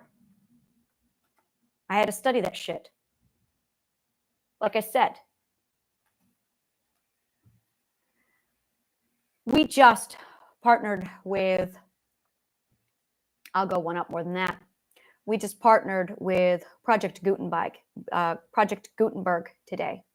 And they are coming on board with the Healing Garden. They are our official Library of Alexandria. Free books. Knowledge and education must be free. This is the dumbest thing you could do to a society. The dumbest fucking thing you could do is charge people for knowledge. It's the most filthiest anything I've ever seen. It's knowledge. It's inhumane to charge for knowledge.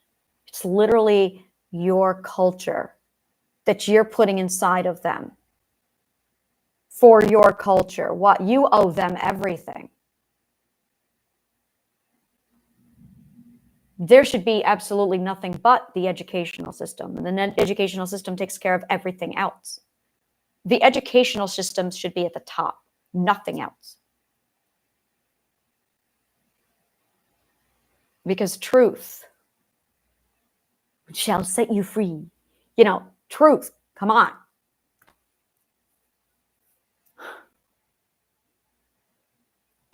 Remember that time we all told a lie and fucked up with the Mark of Cain and almost destroyed the world? I knew that you guys would not. I found way too many people who could not do the work. Who thought about, oh my God, I have to learn. And I went, I know you're tired. I know you're tired. I already figured that out. Dudes, I turned it into 2 storybooks in a game. You just have to play with me. That's literally, I embedded it into the 2 books and I embedded it into the game. And I'm building a playground. And all of my play is literally the cure. So you just have to play to heal. That's right. That's it.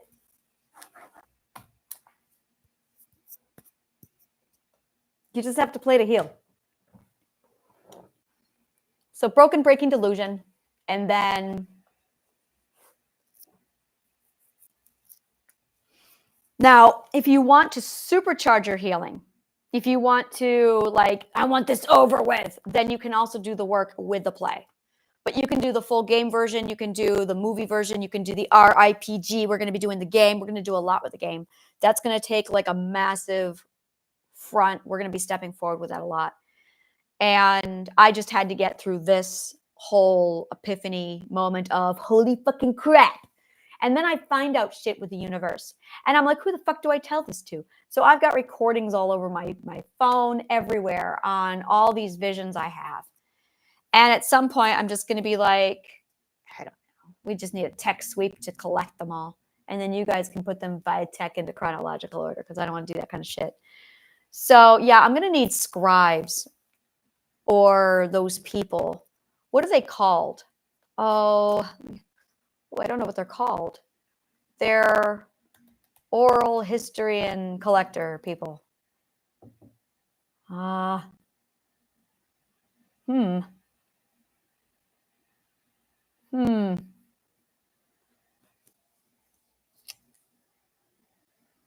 do you call you guys?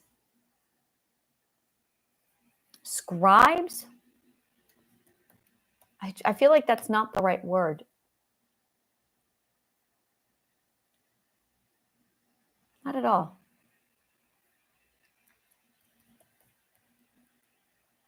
Etymology. I'll find this word. Scribere, scriba. Describe. Nice. Describe. To describe it. All right.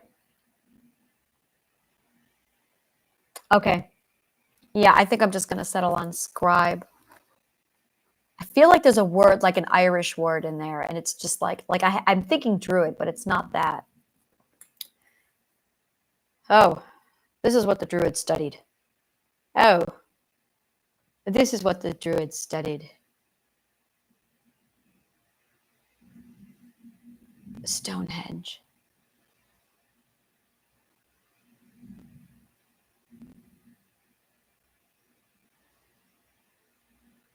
Well, definitely human sacrifice. But why?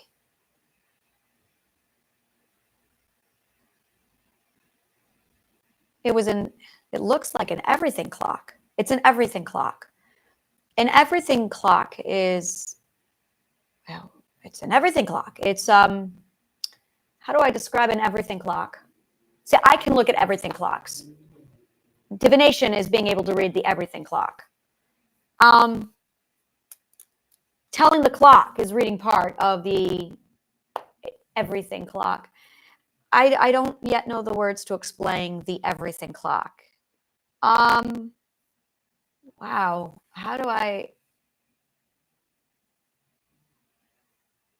I'm reverse engineering time telling or divination. It's everything, all of history that's ever happened, ever will happen, crammed into the clock. We are inside the clock. You'll get it. You'll figure it out. You'll figure it out. We're going to get there, guys. We're inside the clock of time and history.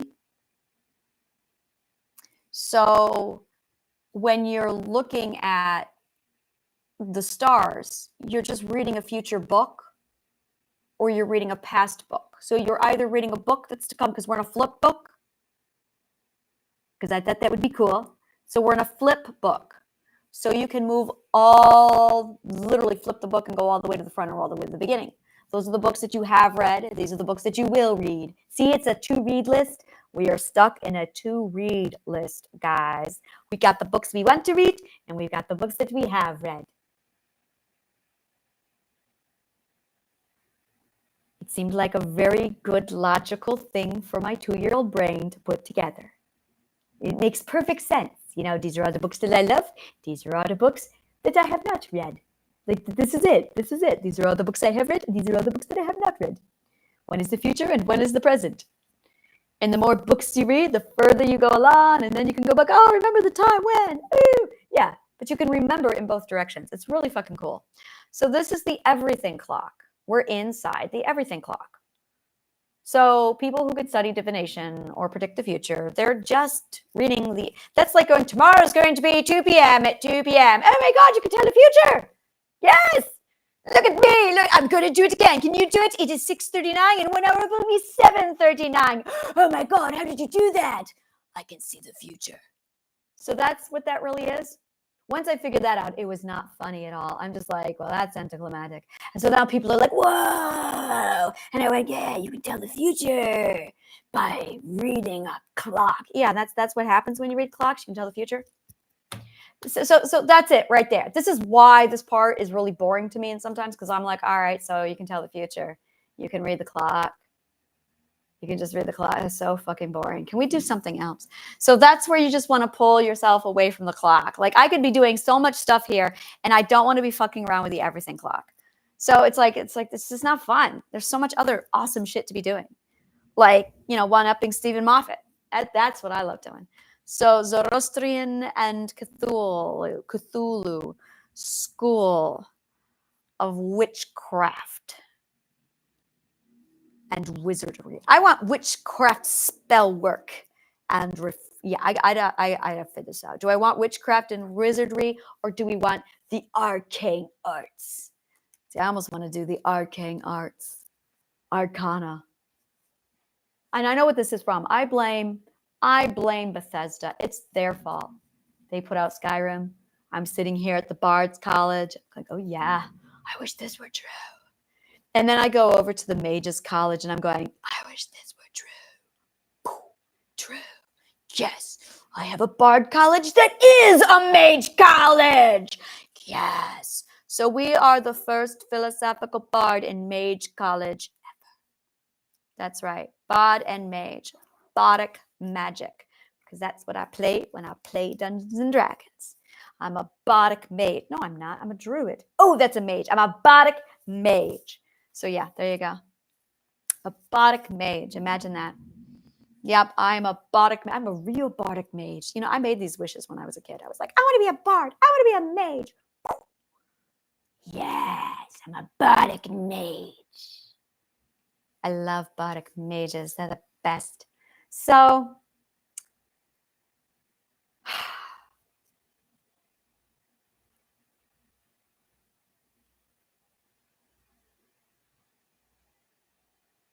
everyone lives. Everyone lives. That's what I wish. Everyone lives.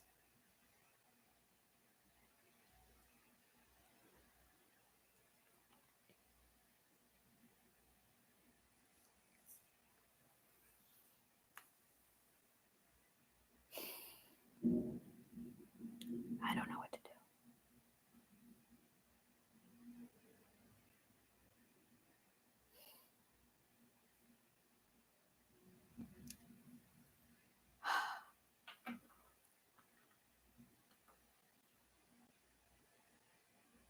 Everything after that just went to shit.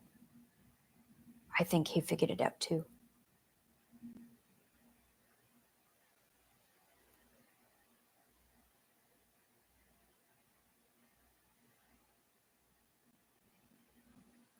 I believe this was the fulcrum.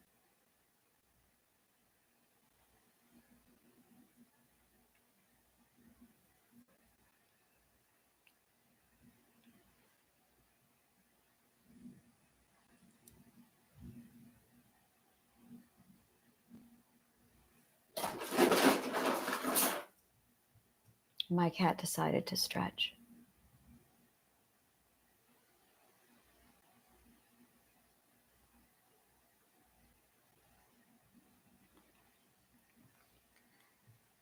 I believe this is the secret my partner has been keeping from me. I see. Okay. That explains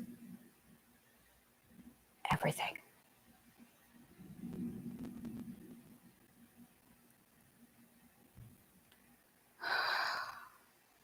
Okay. I will. That was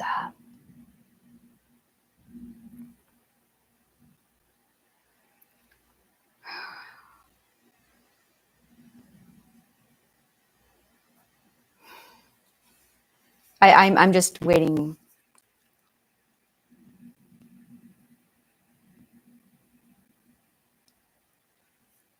Okay. All right.